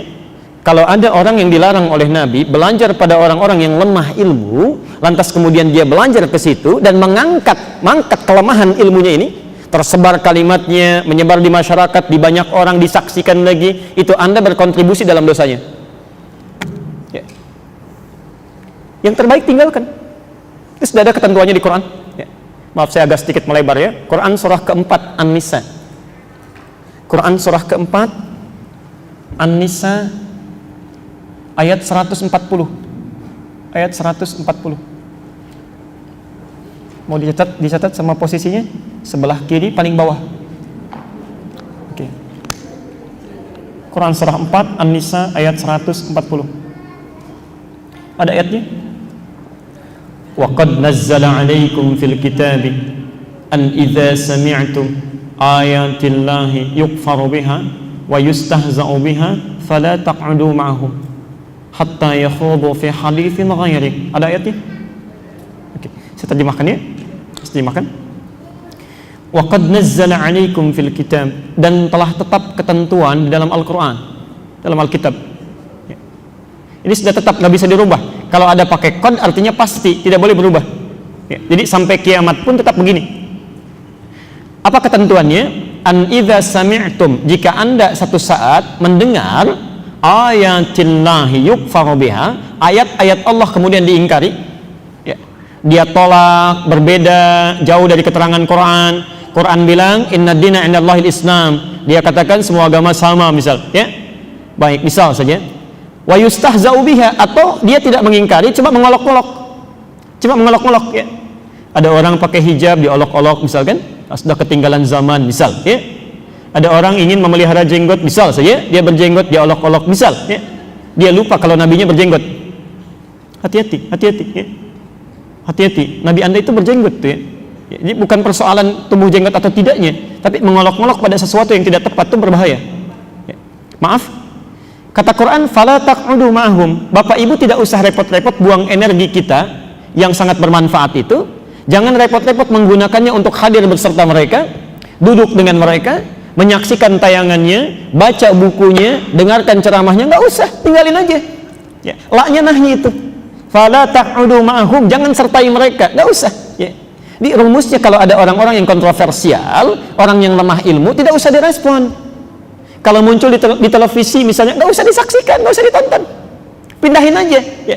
Justru karena keseringan dilihat, ratingnya naik, terus dipertahankan. Kalau nggak ada yang lihat, selesai. Ya. Biasanya ustadz begitu, ustadz musiman biasanya. Ya. Coba cek ya, kalau musim rambutan, rambutan kan yang banyak ya. Selesai rambutan, mangga muncul, rambutan hilang, mangga yang naik. Ya. Coba cek. Biasanya orang-orang yang lemah ilmu dengan sendirinya akan hilang. Selesai musimnya, selesai. Ya. Jadi kalau Anda, tapi yang paling berbahaya, kalau Anda hadir di situ, saksikan itu, kemudian berusaha mengangkat itu juga, berkontribusi mengangkat itu semua, maaf, kata Quran, innakum idzam mithluhum. Lama-lama Anda akan seperti mereka. Ya. Minimal punya pemikiran yang sama. Minimal bersimpati, atau paling tidak berkontribusi dalam dosa. Ya. Apa hukumannya bagi orang seperti ini? Innallaha jami'ul munafiqina wal kafirina fi jahannam jami'a. Maka kami akan kumpulkan mereka semua orang munafik, disebut orang munafik. Ya. Jadi saya ilustrasikan begini ya. Ada orang kafir, ada orang munafik, orang Islam saya yang mengingkari ketentuan agamanya, yang menjelek-jelekan agamanya. Misal, ya. Maka yang pertama masuk neraka itu bukan orang kafir, orang munafik dulu. Orang munafik dulu diikuti orang kafir, disiapkan di tempat spesial, namanya neraka jahanam. Ya. Hati-hati, la'nya nahi. Nah, kalau kalimatnya dihilangkan ini, misal setelah la nahi, kalimatnya kan mati ya. Dihilangkan kalimatnya, ditambah dengan huruf kaf menjadi kalla, itu bukan hanya berarti jangan, tapi juga berarti waspada. Ya. Kalla, jangan pernah terjadi dan Anda mesti waspada. Ya. Perhatikan cara menerjemahkan ya. Kalla, sekali-kali jangan pernah terjadi dan Anda mesti waspada. Awas, hati-hati. Ya. Dulu kan suka ada acara di televisi dia, waspadalah, waspadalah ya, sampai diulang-ulang itu. Berarti penting kan ya? Penting. Kalla, sekali-kali jangan sampai terjadi dan Anda mesti waspada. Hati-hati. Ya. Innal insana la yatgha. Ya. Ada kecenderungan manusia itu bisa bersifat sombong, melampaui batas. Ya, melampaui batas. Pelan-pelan. Nanti kita lihat ya, apa kaitan ayat ini dengan contoh-contoh kita. Melampaui batas. Jadi kata Quran, jangan sampai terjadi ada di antara kita bisa melampaui batas. Dan mesti waspada, jangan sampai melampaui batas ya. Jangan sampai melampaui batas ya. Nah, sombong adalah salah satu sifat yang muncul ketika seseorang melampaui batas ya, dalam sifatnya ya. Melampaui batas dalam sikapnya ya. Bagaimana ini bisa terjadi? Seseorang melampaui batas kemudian jadi sombong ya. Pelan-pelan. Ayat 7-nya, ar-ra'ahu staghna, jika sudah merasa dalam diri punya kelebihan, sudah merasa lebih, istighna namanya, al-istighna.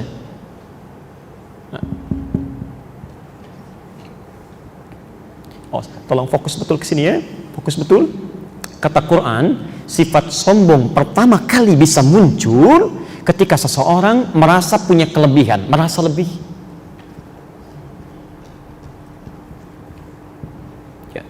Mohon izin saya akan lambatkan sekarang. Anda kaya itu tidak dilarang, bahkan didorong ya. Bagaimana Anda bisa berzakat kalau tidak punya uangnya? Bisa infak, bisa sedekah kalau tidak ada yang disedekahi. Bisa haji kalau tidak ada biayanya, boleh. Yang tidak boleh itu merasa lebih, merasa kaya dibandingkan dengan orang.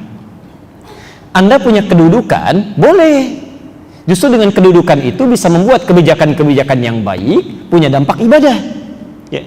Ada seorang diangkat menjadi bupati, membuat kebijakan, ya, sholat berjamaah di masjid.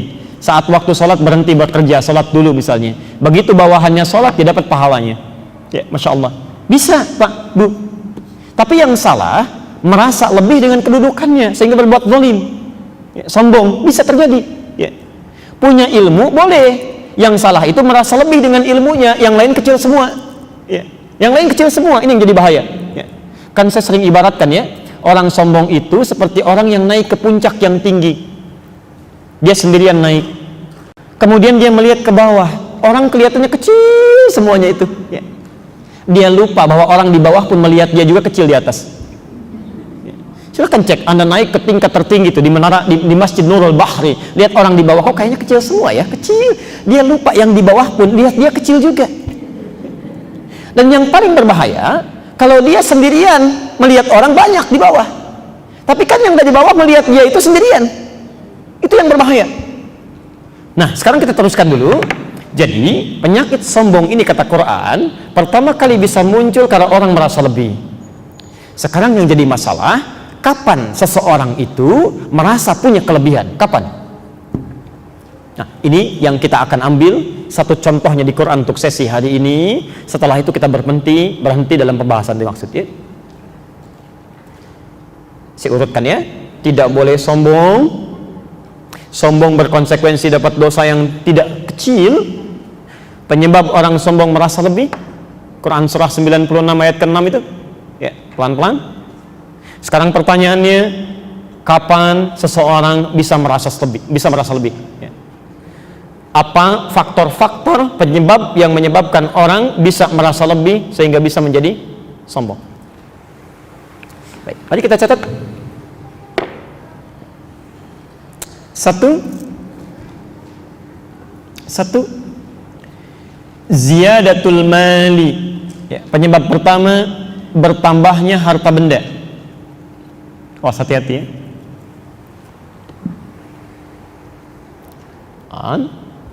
Jadi pertama ya, isyarat di Quran ditunjukkan kepada kita hal yang bisa menyebabkan seseorang punya perasaan lebih dibandingkan dengan orang lain. Faktor pertama, jika dia mengalami peningkatan harta benda. Jadi kalau hartanya meningkat, awas hati-hati ya. Seseorang yang mengalami peningkatan harta, saat yang bersamaan dia akan lebih rentan diserang penyakit sombong. Ya, punya perasaan lebih.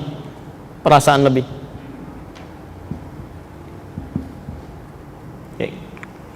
Dulu saat belum punya mobil, naik angkot, kan tawadhu sifatnya, rendah hati. Begitu turun, membungkuk, begini kan. Mau keluar sedekah dulu, ini Pak, ini kembaliannya ambil aja. Kan begitu ya? Masya Allah, setelah punya mobil pribadi, punya BMW sendiri, begitu naik langsung ngangkatnya ke atas kan, tangannya langsung ke saku, jalannya begini kan, baik, tatapannya sudah beda itu, ini lain ya. Saya kan sering buat rumus persamaan fisikanya itu kan, F1 sama dengan F2, gaya gerak sama dengan gaya dorong gitu kan, apa yang didapatkan itu yang keluar. Orang makan tempe dengan orang makan ayam beda gayanya, lain kan? Baik, tapi Anda juga mesti ingat dalam hukum fisika kan, gaya F berbanding lurus dengan hukum Pascal P, tekanan kan? Gaya berbanding lurus dengan tekanan. Semakin banyak gaya, semakin tertekan hidupnya. Tuh. Pasti itu. Coba cek aja, lain ya. Ibu tas biasa bawanya begini, tas agak mahal sudah begini. Sama bapak juga begitu tuh. Ya, macam-macam ini. Ya. Nah, sekarang karena ini penyakit, hati-hati ya. Hartanya bukan penyakit. Yang jadi masalah ketika harta mulai meningkat, ini rentan datang, setan datang membawa perasaan ini. Ya, kamu lain dari kemarin, mesti beda. Tampilan mesti lain. Hati-hati. Maka dari itu, ketika muncul orang mendapatkan peningkatan harta benda, Allah langsung memberikan petunjuk bagaimana caranya harta ini diarahkan pada yang bermanfaat dan terhindar dari penyakit ini. Maka kita lihat rumusnya di Quran surah ke-28 ayat 76 sampai ayat 80. Tadi Anda sudah catat di awal ya. Quran surah ke-28 Al-Qasas ya. Ayat 76 sampai ayat 80. Kalau di mushaf standar posisinya paling kiri sebelah bawah dan halaman selanjutnya. Sudah? Oke, baik. Yuk kita ambil contoh orang paling kaya saja ya. Ya.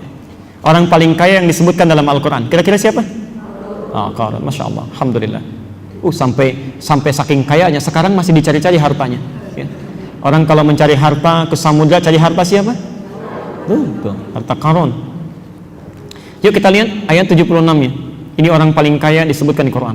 Inna Qaruna kana min qaumi Musa. Sungguh kata Allah, Qarun itu termasuk kaumnya Musa. Ya. Di Qarun termasuk kaumnya Musa, artinya hidup di zaman Musa alaihissalam. Ya. Dan bukan hanya kaumnya Musa, saya pernah sampaikan di beberapa tempat, Qarun ini ternyata sepupunya Musa. Ya, sepupu Musa. Ya, sepupunya Nabi Musa alaihissalam.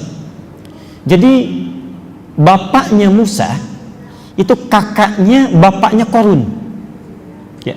Musa punya bapak namanya Imran. Tapi bukan yang di Ali Imran ya, itu beda, lain. Ya. Punya bapak namanya Imran. Qarun punya bapak namanya Yesar. Nah, bapaknya Qarun itu kakaknya bapaknya Musa. Ya, kakaknya bapaknya Musa, keturunan dari Kuhas anaknya Lewi satu di antara 12 anaknya Yakub, saudaranya Yusuf. Ya. Yakub anaknya Ishak anaknya Nabi Ibrahim alaihissalam. Ya. Bin Azar bin Nahur, ya, bin Abir bin Kinan bin Arfakhshad bin Sam bin Nuh alaihissalam, bin Mihlail bin Matusyalah bin Kinan bin Anwas bin Tis bin Adam alaihissalam. Ya. Jadi itu masih saudara. Ya. Saya tidak tahu nyambung atau tidak dengan ibu bapak nasabnya itu. Ya. Yang pasti mereka bersaudara. Qarun. Ya. Saya persingkat, Allah berikan satu titipan pada Qarun, dititipkan. Ya. Lihat kalimat Qur'annya, wa atainahu. Ya. Wa atainahu, kami berikan kepada dia, kami titipkan. Ya. Kalau bahasanya kami yang titipkan, ya Allah yang titipkan, yang punya siapa? Ingat, yang punya harta itu bukan Qarun, yang punya Allah. Tolong fokus pada runtutan rumus ini ya. Saya tuliskan satu pernyataan Qur'annya, yang punya hartanya Allah. Makanya bahasa Qur'annya kami titipkan. Wa atainahu minal kunuzi, dan kami berikan harta-harta yang cukup banyak. Oke. Hartanya banyak.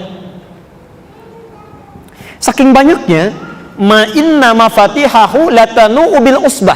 Ibu bayangkan Bu ya, kunci berangkasnya saja dari hartanya ini itu tidak sanggup dipikul oleh 10 orang terkuat yang ada di zamannya. Anda bayangkan. Insyaallah. Ada orang punya harta benda, kunci berangkasnya saja itu dibawa oleh 10 orang terkuat di masanya, itu masih keberatan, Pak. Masih berat ya.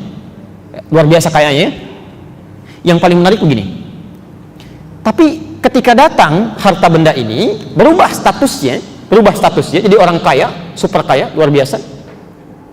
Tadi ya, peningkatan gaya hidup mulai berubah, tekanan mulai datang, penampilan mulai ingin dilihat, ingin beda dari yang lain, ya. Kalau Anda punya brankas misalnya, kuncinya Anda sembunyikan atau Anda pamerkan? Oh, pasti sembunyikan. Nggak ada orang pasang iklan, kunci brankas saya terletak di sini katanya, dia foto ya, atau dia posting di status dia, itu mustahil ya. Mustahil. Ini lain, saya mesti beda dengan yang lain. Harta saya terlampau banyak, mau diambil juga akan habis ya. Maka setiap kemana-mana itu selalu dikawal oleh 10 orang bodyguardnya, khusus untuk membawakan kunci brankasnya saja. Jadi kalau mau jalan misal ke sini, ke Kodamar, di belakangnya 10 orang, cuman bawa itu aja. Ini saya, tuh. Udah mulai sombong. Kaya, sombong. Banyak hartanya, ya, banyak. Pelan-pelan. Maaf, kalau ada orang kaya sekarang, lebih kaya mana dengan Qarun? Kaya Qarun. Jadi kalau ada orang kaya sekarang sombong, keterlaluan itu. Ketinggalan zaman, ya. Dulu yang lebih kaya sudah ada ya, dan bermasalah ya. Ini kalau Qarun saja yang paling kaya sombong bermasalah, yang sekarang nggak lebih kaya dibanding Qarun mau sombong, itu ketinggalan ya. Anda terlambat, maaf ya, sudah ada yang lain ya. Sekarang lihat rumusnya, ayat 77-nya. Lihat rumusnya. Masya Allah, saking sayangnya Allah diingatkan ya. Di sini kita berhenti dulu dan berakhir kajian kita. Inilah sifat kasih Allah, Pak Ibu sekalian. Ini sifat kasih Allah. Jadi Allah itu punya sifat rahim yang luar biasa, rahman yang sangat dalam, tidak akan membiarkan hambanya, maaf ya, larut dalam keburukan. Jadi sepanjang masih ada kesempatan nyawanya belum hilang, itu didorong untuk kembali, untuk berubah ya. Saya beri contoh misal, yang hidup di zaman Musa alaihissalam selain Qarun yang paling jahat siapa? Fir'aun. Anda bayangkan, Fir'aun satu orang jahatnya luar biasa, dikirimkan 2 nabi supaya berubah. 2 nabi nggak tanggung itu. Nanti kita bahas di sesi yang akan datang ya. 2 nabi, kita aja yang banyak cuma 1 nabi. Cuma Nabi Muhammad SAW. Fir'aun yang mengaku Tuhan di surah An-Nazi'at ayat ke-24 itu, ana rabbukumul a'la, saya Tuhan yang paling hebat. Saking sayangnya Allah, jangan, kamu salah, saya kirimkan 2 nabi untuk meluruskan. 2 nabi, dan diperintahkan berkata yang lembut ya. Di Quran surah 20 Toha itu ayat ke-44 ya. Faqula lahu qawlan layyina, tolong anda berdua datang pada Fir'aun dan berkatalah dengan lemah lembut ya, sampaikan dengan penuh kasih sayang ya. La'allahu yatadzakkar aw yakhsha, barangkali dengan kelembutan itu dia bisa ingat ya. Dia bisa takut ya. Termasuk Qarun, saking sayangnya Allah diingatkan dalam lisan kaumnya. Perhatikan kalimatnya, ini inti bahasan kita. Wabtaghi fima atakallahu daral akhirah wala tansa nasibaka minad dunya. Kalau anda insyaallah dengan izin Allah mengalami peningkatan harta benda misal, maka rumus Qur'annya ini langsung kata Allah ya, wabtaghi fima atakallahu ad-daral akhirah. Ini poinnya.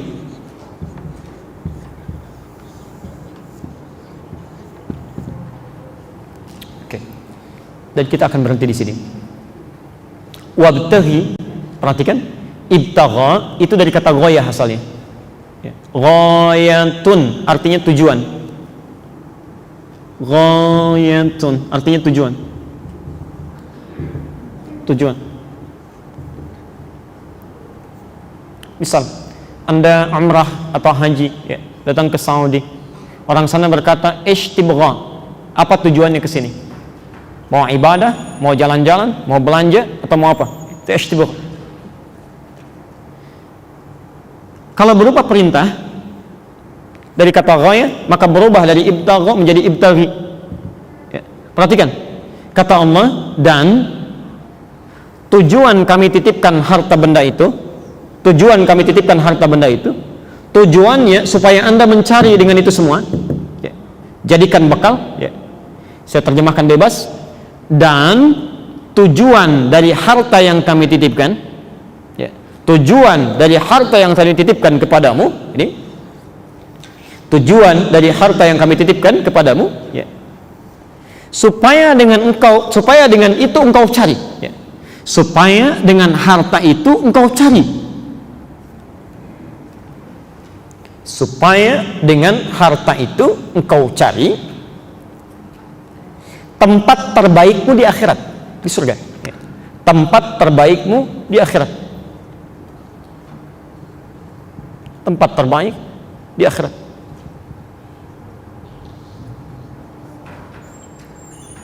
Ya. Oke. Jadi maksud Quran itu begini, kata Allah, yang punya harta itu bukan kamu, saya. Cuman saya titipkan kepada kamu, saya pilih kamu, barangkali amalan kamu masih kurang. Dengan harta ini kamu bisa gunakan untuk menyusul amalan-amalan orang lain ya. Barangkali yang tidak punya harta benda itu, mereka sudah rajin tahajud tiap malam, rajin puasa saking nggak punyanya, sudah hafal Quran. Nah kamu ini malam aja kadang-kadang jarang bangun, tapi kalau ada bola bisa nonton ya, ada tinju bisa lihat, Masya Allah. Salat nggak bisa dilakukan, puasa jarang-jarang, Quran jangankan hafal, baca juga masih belepotan. Kata Allah, ini saya titipkan pada kamu bukan pada yang lain, saking sayangnya kamu kepada engkau, saking sayangnya saya kepada kamu ya. Ya, saking sayangnya Allah dititipkan harta itu supaya perbanyak dengan itu bekal ibadahnya. Masya Allah, dia bisa sedekah, dia bisa infak, dia gunakan pada yang lain, itu tujuannya. Jadi bukan untuk sombong ya, bukan untuk pamer, itu salah ya. Di saat Allah titipkan kepada anda kendaraan misalnya, barangkali yang nggak punya kendaraan itu sudah siap biasa jalan dengan kakinya, Bu, Pak ya. Ada orang ini masjidnya, rumahnya 500 meter, nggak punya kendaraan karena memang kakinya biasa jalan, masih ke masjid juga. Ada orang tinggalnya cuma 100 meter dari masjid, di sampingnya, saking sayangnya Allah, barangkali kalau kamu tidak bisa jalan dengan kakinya, ini saya berikan sepedanya. Ini saya berikan motornya. Belum cukup karena takut alasan hujan juga, ini mobilnya. Dari mobil yang biasa sampai mobil yang paling mewah. Belum ke masjid juga. Dengan cara apa lagi? Ya, dengan cara apa lagi difasilitasi? Ya. Ada orang misalnya, mohon maaf gitu kan, orang lain biasa puasa, saking gak punyanya puasa. Saya pernah ditanya beberapa Ramadan yang lalu, Ustaz, apa hukumnya kalau ada seseorang puasa terus dia sampai subuh nggak buka? Apa hukumnya, Pak? Orang puasa, Bu, dia maghrib nggak buka sampai subuh tuh, apa hukumnya? Haram. Hukumnya, kata saya saat itu, wajib bagi saya memberikan dia makanan. Karena ternyata bukan dia nggak mau makan, nggak punya makanan. Saking nggak punyanya, dia cuma nelan ludah sampai subuhnya. Tapi orang ini saking menjaga harkat martabatnya, tidak mau meminta-minta, ya, dia bertanya dengan sangat elegannya, apa hukumnya orang tidak berbuka sampai subuh? Saya bilang, hukumnya saya memberikan makanan pada Anda, wajib bagi saya memberi Anda makan. Ya. Saking nggak punyanya, ya. Kadang-kadang kita mesti menggunakan pendekatan dakwah dibandingkan dengan pendekatan fikih. Ya. Coba, Bapak, apa hukumnya seorang laki-laki tetangga masjid nggak mau ke masjid? Apa hukumnya? Haram, dosa dan sebagainya. Hukumnya ajak dia ke masjid. Ajak. Ya. Ya, tidak harus selalu haram kita kedepankan. Ajak dulu ke masjid. Barangkali dititipkan jadi tetangga Anda karena cuma Anda yang bisa mengajaknya. Anda yang membawanya. Tidak Allah titipkan pada yang lain karena cuma kita yang bisa mendoakannya. Ya. Jadi jangan mencelanya. Oh, sibuk mencela tuh tetangga kita mah, ya enggak seperti ayah sudah ke masjid. Doakan dulu. Daripada dicela, didoakan. Ya.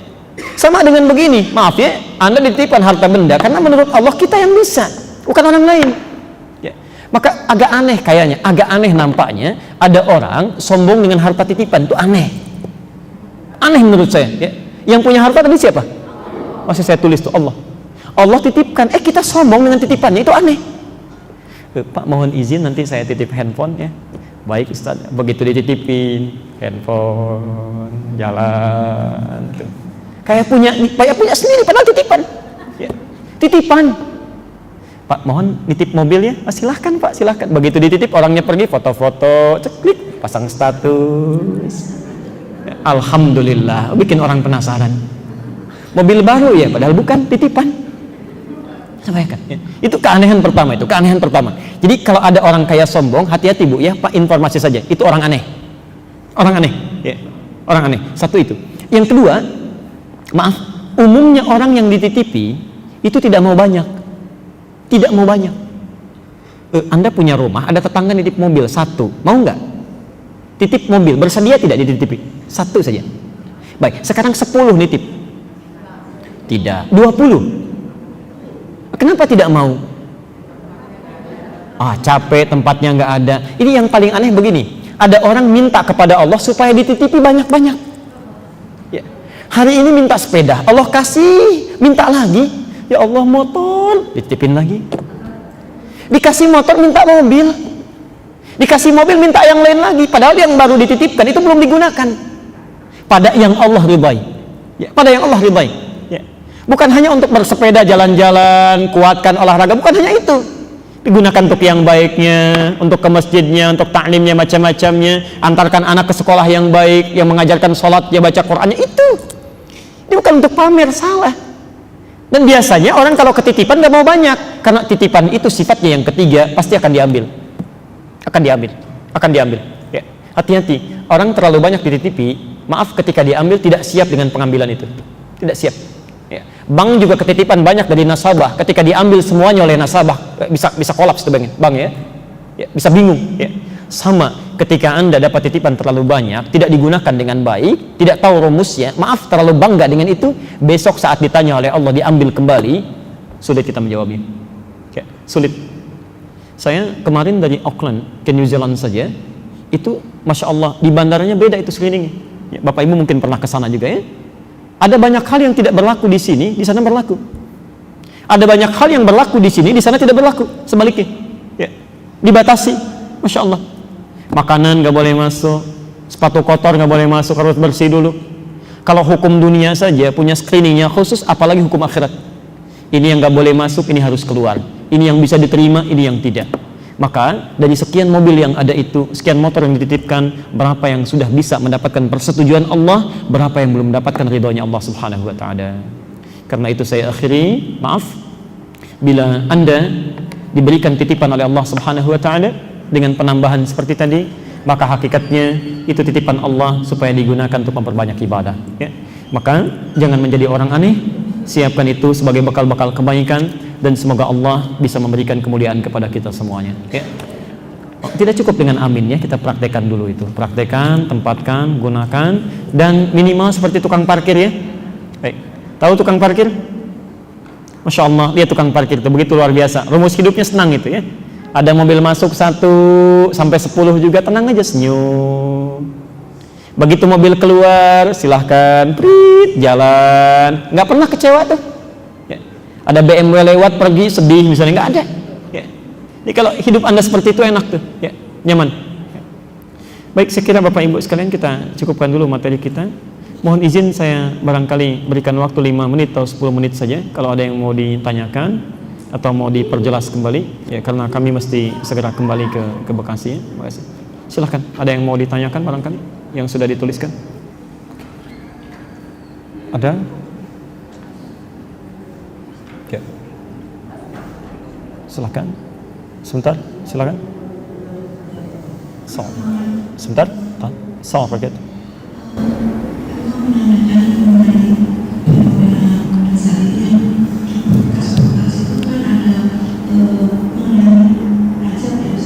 Baik.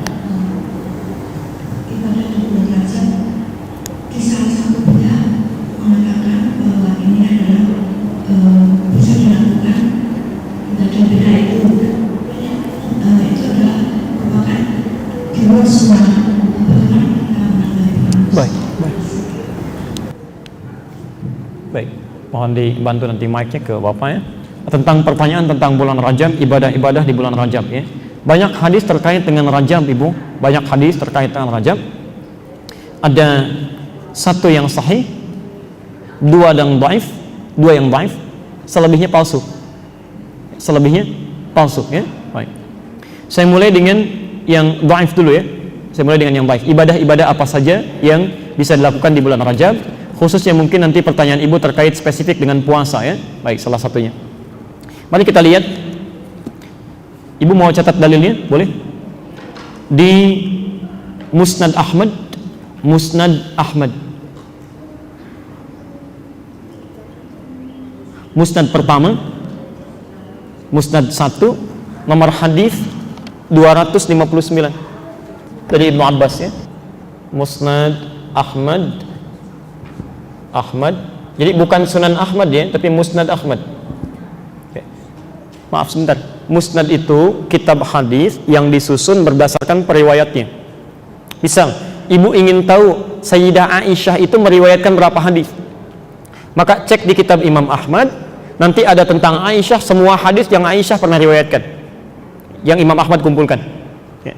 Nah, di Musnad pertama itu musnadnya Abdullah bin Abbas, Ibnu Abbas, ya. Nomor hadis 259.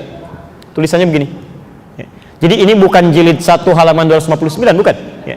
Musnad 1, nomor hadis 259. Pelan-pelan supaya tuntas, ya. Hadis ini dengan redaksi yang mirip, yang sering dipasang di spanduk, itu didapatkan juga di Sunan Al-Baihaqi. Sunan Al-Baihaqi. Kitabnya Syu'abul Iman. Syu'abul Iman. Nomor hadis 3524.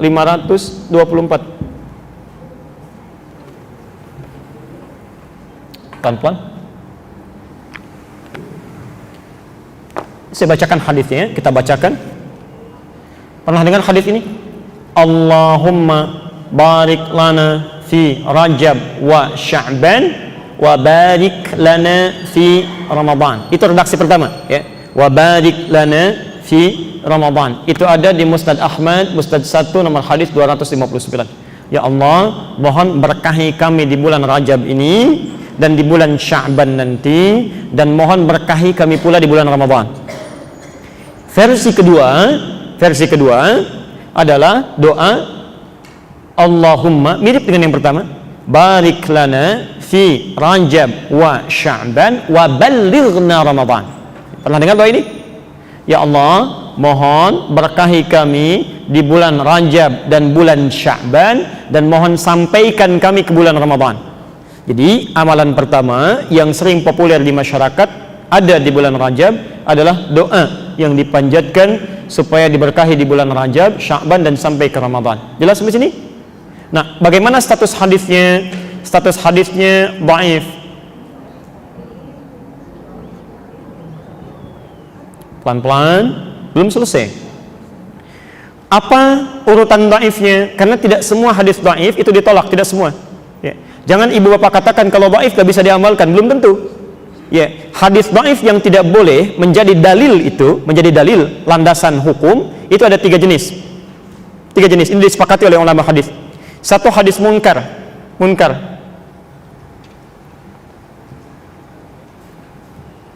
Yaitu hadis yang diriwayatkan oleh orang-orang yang seringkali berbuat maksiat, sering menyimpang, ya, sering melanggar ketentuan. Misal ada orang menyampaikan hadis tapi suka mabuk, itu hadisnya diingkari, gak boleh diambil, walaupun belum tentu kalimatnya salah. Ya. Apa alasannya? Supaya nanti tidak ada fitnah pada agama. Tidak ada fitnah pada agama. Jadi kalau nanti ada orang-orang misalnya mengatakan pantas orang Islam perilakunya buruk, yang meriwayatkan hadisnya orang mabuk kok. Ya. Contoh begini, Anda mau ke Masjid Nurul Bahri, di jalan ada orang mabuk lewat. Ada Pak, mau ngaji nggak usah, ustadznya nggak datang hari ini. Percaya nggak? Padahal dia belum tentu salah itu. Ya mungkin dia kesini lewat, lihat pengumuman, dia dengar, dia sampaikan. Ya, niat dia baik, cuman dia berada dalam keadaan yang tidak baik. Anda bisa tolak. Apalagi masalah hadis, ya. Apalagi masalah agama. Ya. Di agama tidak boleh diriwayatkan oleh orang-orang yang lemah. Ya. 2, matruk namanya. Matruk. Ya. Matruk itu hadis yang diriwayatkan oleh orang yang seringkali tertuduh sering berdusta, ya, sering bohong. Pernah dengar hadis ini? Awal Ramadan rahmah, wa awsatuhu maghfirah, wa akhiruhu itqu minan nar. Awal Ramadan itu rahmat, pertengahannya adalah maghfirah, ujungnya itqu minan nar. Pernah dengar? Nah itu hadisnya hadis matruk. Hadis matruk. Jadi nggak bisa dipakai dalil. Nanti biasanya tiap tahun suka diulang-ulang itu. Ya, itu hadis matruk. Nggak bisa dipakai dalil. Pelan-pelan. Yang ketiga, hadisnya hadis maudhu namanya, hadis palsu. Hadis maudhu, palsu. Maudhu, palsu. Nah ini banyak di bulan Rajab ini. Banyak sekali. Pelan-pelan. Kalau maudhu, palsu, memang orang ini sengaja bikin hadis palsu. Memalsukan hadis, ya. Sengaja, ya. Nanti ibu akan dengar misalnya bapak pernah dengar hadis ini? Orang yang bahagia dengan kedatangan bulan Ramadan, maka diharamkan bagi neraka untuk menyentuh kulitnya. Pernah dengar? Itu hadis palsu. Gampang ciri hadis palsu itu, ya. Salah satunya kalau bertentangan dengan akal sehat, itu pasti palsu itu. Ya, nggak ada dalil yang menguatkan. Kalau kita bahagia saja, dibebaskan dari neraka, untuk apa puasa Ramadan? Bahagia aja. Alhamdulillah saya bahagia dengan kedatangan Ramadan. Nggak usah puasa. Itu sudah tidak disentuh oleh neraka. Ya. Ini dikenal dengan 3M. Nah, hadis yang tadi, doa yang dibacakan saat di Rajab itu, Allahumma barik lana fi Rajab wa Sya'ban wa balighna Ramadan, itu statusnya hadis dhaif, dhaifnya mungkar. Yang ini. Karena di dalam periwayatnya ada seorang bernama Ziyad An-Numairi. Ziyad An-Numairi. Ziyad An-Numairi ini dipersoalkan oleh para ulama, disebut munkarul hadis, orang yang hadis-hadisnya diingkari, ya. Pelan-pelan. Hanya cara memahaminya adalah jangan salah paham. Cara memahaminya yang salah adalah memahami ini sebagai hadis. Di doa ini bukan dari Nabi, diragukan dari Nabi, ya. Doanya bagus, betul, cuman salahnya dipahami sebagai hadis, ya. Kalau bapak ibu ingin berdoa dengan bahasa kita pun tidak dilarang. Boleh nggak saya berdoa begini misal, Duhai Allah, makin banyak nih rasanya dosa hamba, ya. Mohon berkahi kehidupan hamba ya Allah di bulan Rajab ini. berikan kesempatan untuk berubah, sampaikan hamba ke bulan Ramadan supaya bisa bertobat dengan baik. Boleh nggak? Boleh. Cuma di akhir mungkin dikatakan begini, ini hadis dari Nabi. Itu yang salah. Jadi kalau Anda ingin berdoa pun mengambil maknanya sah-sah saja. Yang salah memahami itu sebagai hadis. Jelas ya? Baik. Jadi kalau ada yang pasang spanduk menyampaikan dengan hadis Nabi, itu yang bermasalah. Ya, itu yang bermasalah. Jelas ya? Baik. Yang kedua tentang puasa. Pernah dengar pernyataan ini? Siapa yang puasa 1 hari di bulan Rajab dapat pahala sekian, 2 hari sekian, 7 hari dibukakan 7 pintu surga, 8 hari dibebaskan dari 8 pintu neraka. Pernah dengar? Itu hadis nomor 3, maudhu', palsu ya. Saking palsunya di kitab hadis palsu aja nggak ada. Itu hadis palsu, itu palsu ya. Segi kepalsuannya bukan hanya bertentangan dengan dalil, dengan akal sehat aja nggak masuk ya. Nggak masuk itu. Coba maaf ya, kalau Anda sudah tahu 7 hari puasa saja di bulan Rajab bisa dibukakan 7 pintu surga, untuk apa puasa Ramadan? Ya. Dan 8 hari dibebaskan dari 8 pintu neraka. Orang ini hebat sekali, tahu dia surga punya 7 pintu, 8 punya 8 pintu, neraka punya 8 pintu. Ya. Nabi aja tidak pernah memberikan keterangan itu. Ya, ada sesuatu yang salah di sini, ada sesuatu yang keliru. Baik. Anjuran puasa di bulan-bulan Al-Haram itu ada. Dikata Nabi, puasa yang paling dicintai oleh Allah setelah puasa Ramadan itu, selain puasa Daud, itu puasa di bulan-bulan Al-Haram.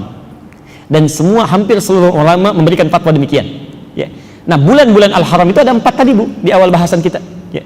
Jadi kalau ibu ingin puasa, misalnya tingkatkan puasa di bulan-bulan ini, boleh. Ya. Tapi yang tidak disukai ulama atau bahkan tidak diperkenankan mengkhususkan di bulan tertentu, menolak yang lainnya. Jadi kalau ingin puasa di bulan-bulan itu boleh. Ya. Rajab ibu puasa silahkan ya. Kemudian Dzulqa'dah puasa boleh, Dzulhijjah puasa boleh, bahkan 10 pertamanya besar pahalanya ya. Kemudian Al-Muharram puasa boleh. Nah, rumusnya kalau bisa khusus di bulan Rajab ibu tingkatkan puasa, khususnya yang sunnah-sunnah itu, yang Senin, Kamis ya.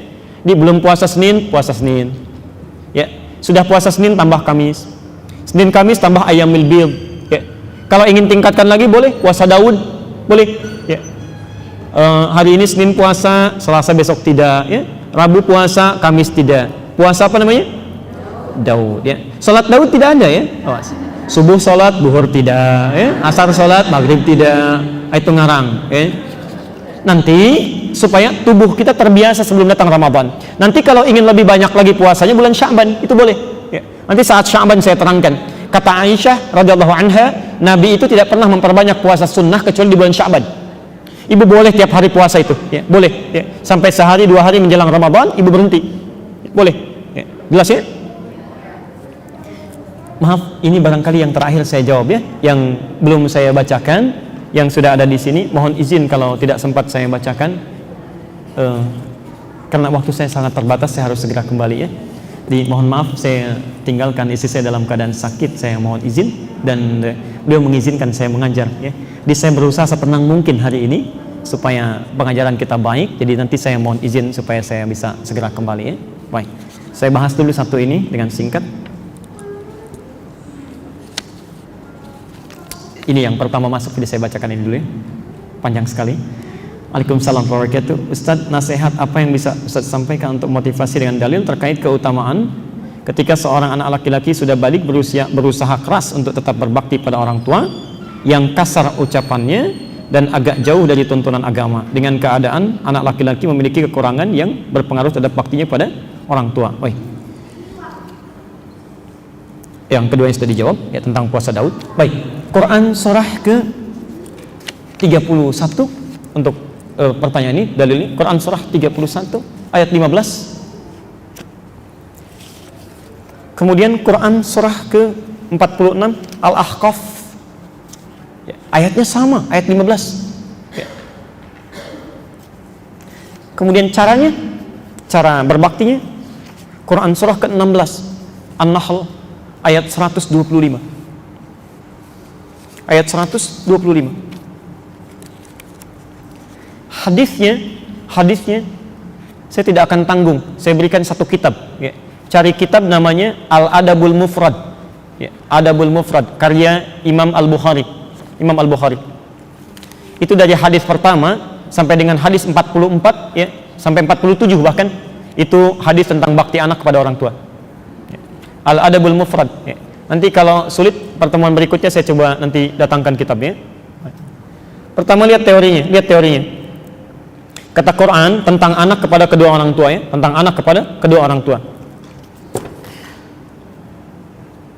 Wa in jahadaka, Quran surah 31 ayat 15. Wa in jahadaka ada an tusyrika bima laysa laka bihi ilmun fala tuti'huma. Bahkan kalaupun orang tuanya non muslim, anaknya muslim, jadi ada anak masuk Islam, orang tuanya belum ya. Kata Allah, kalau orang tuanya memaksa mengajak untuk berbuat perilaku musyrik, maka tolak dengan lembut, jangan taati. Tapi ayatnya tidak berhenti di situ. Wasahibuhuma fid dunya ma'rufa. Tapi dalam urusan dunia tampilkan bakti terbaikmu. Berikan senyum terbaik, berikan hadiah terbaik, berikan bakti tolong terbaik, doakan supaya mendapat hidayah. Masya Allah ya. Anda bayangkan, orang tua non muslim saja itu masih diminta oleh Quran untuk diberikan baktinya. Maka bagaimana dengan orang tua yang muslim, anaknya muslim, maka lebih harus berbakti kepadanya. Bagian pertama ya. Jelas sampai sini? Pelan-pelan ya. Satu, bagaimana cara berbaktinya? Pelan-pelan. Sebelum kepada cara, Quran tunjukkan logikanya. Kenapa anak mesti berbakti pada orang tua? Ya. Quran surah ke-46 ayat ke-15. Saya pada puncaknya saja. Pada puncaknya. Ya. Bukan hanya pernyataan yang telah mengandungnya, merawatnya, macam-macamnya. Lihat kalimatnya. Bahkan jika anaknya telah sampai pada usia 40 tahun, arba'ina sanah. Ya. Kata Allah, dia mesti banyak berdoa kepada Allah. Lihat doanya, kita hafal ini. Rabbi auzi'ni an ashkura ni'mataka allati an'amta alayya wa ala. Yang paling menarik, kalimat bersyukur ini disertai dengan kalimat orang tua di situ. Ya Allah, mohon bimbing hamba untuk bisa mensyukuri nikmat-nikmat-Mu yang Kau berikan pada hamba saat ini dan kepada orang tua hamba. Disertakan kalimat di situ orang tua hamba. Padahal bisa Allah tidak menyertakan orang tua di situ. Dan kalimat ini muncul setelah menguraikan bagaimana orang tua beratnya melahirkan, ibu berat melahirkan, bapak berat merawat dan sebagainya. Ketika Anda sampai usia 40 tahun, maaf, lantas Anda mendapati kesuksesan dalam hidup, kalau dalam kalimat bebas begini kalimatnya. Hei, kamu yang sudah berusia lebih 40 tahun, sudah sukses hidupnya, sudah hebat keadaannya, ingat betul, barangkali yang menyebabkan engkau sukses sekarang itu bukan karena engkau. Ya. Barangkali bukan karena kerja kerasmu. Kamu cuma 30% saja. Barangkali yang menyebabkan engkau mendapatkan hasil luar biasa, Allah turunkan nikmat yang banyak, itu, maaf, ibumu yang sering bangun di keheningan malam. Ya. Nangis saat keadaannya begitu terbatas itu. Ya Allah, hamba boleh tidur di hamparan yang sangat sederhana ini, di ubin ini ya Allah, beralaskan tanah, tapi mohon anak hamba supaya mendapat kenikmatan nanti. Tolong bedakan ya Allah dengan kami. Bapak Anda yang pergi ke sawah itu membawa cangkul dalam terik panasnya, bermohon kepada Allah, ya Allah, kalau hamba bekerja seperti ini cuma makan singkongnya saja, mohon cucu hamba nanti, cucu hamba, anak hamba nanti ya Allah. Itu tuh yang sampai, air mata itu yang sampai kepada Allah. Itu yang sampai ya, itu yang sampai dalam mengandungnya, dalam merawatnya, memberikan ASI dan sebagainya. Kata Allah, bahkan ketika Anda sukses pun barangkali bukan engkau, cuma 30% aja, 70% orang tua ya. Karena itu kalau Anda masih belum sanggup terpikir, malas-malas berbakti pada orang tua, maaf, jangan ingat marahnya sekarang, ingat susahnya dulu, ingat sulitnya ya. Biasanya kalau lebih ingat kepada sulit itu lebih cepat ya. Makanya pertama, ketika seorang anak dalam keadaan sulitnya, misalnya marah, dalam keadaan emosi, tiba-tiba belum mau berbakti pada orang tua, kata Quran, simpan dulu amarah sebentar, coba cek dulu saat orang tua susah ya, bagaimana sikapnya kepada kamu. Barangkali sikap itu dibalik supaya engkau merasakan bagaimana orang tua dulu ya.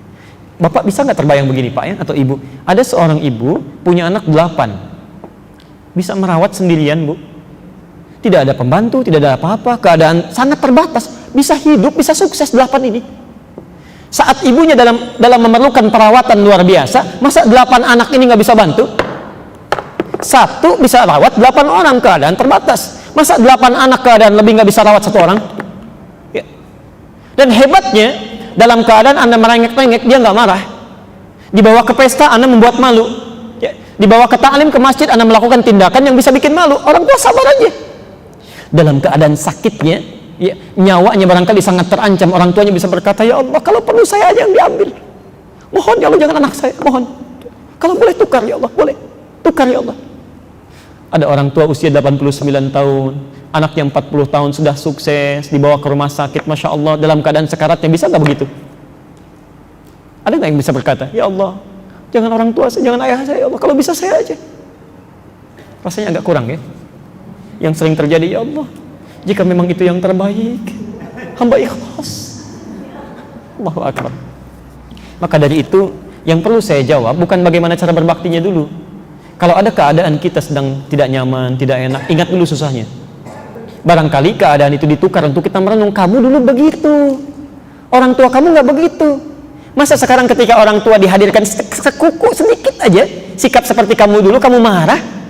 Ya, di mana pikiran kamu? Bahasanya gitulah kalau Quran ya. Ya, kamu dulu begitu, orang tua kamu nggak marah. Masa sekarang orang tua kamu sedikit aja ngambil sifat kamu, kamu marah?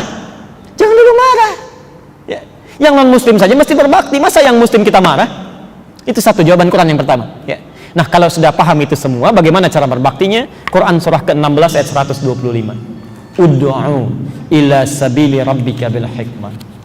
Ayo ajak kepada tuntunan Tuhanmu, kepada jalan Allah dengan hikmah. Ya. Pakai hikmah dulu. Ya. Caranya bijak. Ya. Jangan nasihati dulu, nasihat nomor 2, hikmah. Ya. Hikmah itu cara yang bijak. Yang bijak. Ya. Bapak jarang ke masjid, ya. Mulai ingin diajak ke masjid, ingin mendekatkan dengan sunnahnya di masjid, jangan nasihati dulu. Ya. Bisa kebalik itu. Pak, ayo Pak ke masjid, Bapak kan sudah sepuh, cari amalan. Kamu siapa? Saya yang rawat dulu. Ya. Tahu nggak? Bapak dulu tuh yang berkontribusi membangun masjid itu. Padahal cuma senyum aja motivasi ya. Yang bawain batanya orang lain dan sebagainya. Bisa terjadi. Ya. Kata Allah hikmah, doakan dulu. Ya. Saya beri rumus begini ya. Jika Anda ingin mengajak orang lain, siapapun, tolong jangan dikomentari dulu. Jangan dinasehati dulu. Rumus pertama dari Quran sebelum mengajak orang lain, berdoa dulu. Berdoa. Mohon kepada Allah supaya Allah melembutkan hati orang tersebut. Yang kedua, mohon kepada Allah supaya Allah memudahkan langkah Anda dalam berdakwah. Ya. Makanya doa Nabi Musa kan sebelum datang ke Firaun apa? Rabbi syrahli sadri wa yassirli hamli, itu dulu. Ya. Jadi kalau ada orang keras hati, Anda jangan ingatkan dulu, doakan dulu. Ya. Di pertama, doakan, bangun malam, doakan supaya Allah menyentuh hatinya. Yang kedua, kata Quran, tunjukkan bakti dulu. Ya, sayangi dulu, berikan hadiah yang baik, tampilkan bahwa ketika Anda belajar sunnah yang baik, perilaku Anda berubah. Ya, lebih sayang pada orang tua, perhatikan mereka. Saya demi Allah saya katakan, ini kisah nyata ya, kisah nyata. Ada orang tua yang sangat keras luar biasa, bapak ibunya. Anaknya tiba-tiba berubah, ya, ikut ngaji dengan kami. Sampai saat ikut ngaji berubah bu, pak, ya, perilakunya lain. Tiba-tiba bapaknya marah. Siapa yang merubah kamu seperti ini? Kalau tidak bisa diatasi, saya yang turun tangan. Masya Allah. Saya yang turun katanya. Dan itu luar biasa, punya pengaruh macam-macam. Anaknya diam. Saya sampaikan, respon dengan baik. Jawab dengan senyum, berikan bakti, berikan hadiah, doakan, dan tunjukkan kamu berubah. Apa yang terjadi? Qadar Allah, ibunya dikasih sakit bu, dirawat di rumah sakit. Hebatnya luar biasa, digunakan kesempatan itu. Di antara sekian anaknya, cuma anaknya ini yang datang ke rumah sakitnya. Dia datang lebih awal, dia tengok, dia jaga ibunya. Dalam tugasnya dia bagi, dia pastikan kepada dokternya. Ketika dikatakan obat harus ada ini, dia pergi saat itu juga, langsung kembali lagi. Bapaknya lihat pak. Ketika bapaknya lihat, yang pertama kali menangis itu bapaknya. Berubah orang tuanya, sekarang pakaiannya sudah bagus, senang ke masjid, justru lebih semangat dibandingkan dengan anaknya. Ya. Akhirnya ibunya ikut. Yang paling luar biasa, satu kali diajak satu keluarga besar, anaknya, istrinya, anak-anaknya, bapaknya, ibunya datang ke satu taklim, dan selesai itu kami makan bersama. Ya. Di situ kemudian bapaknya mulai berkata, ibunya berkata, Ustaz terima kasih, mohon maaf begini macam-macam. Ada keindahan di situ, ya, ada keindahan. Ya. Saya kira tidak ada peran dari saya pribadi atau yang lain, tidak. Semuanya Allah yang menentukan.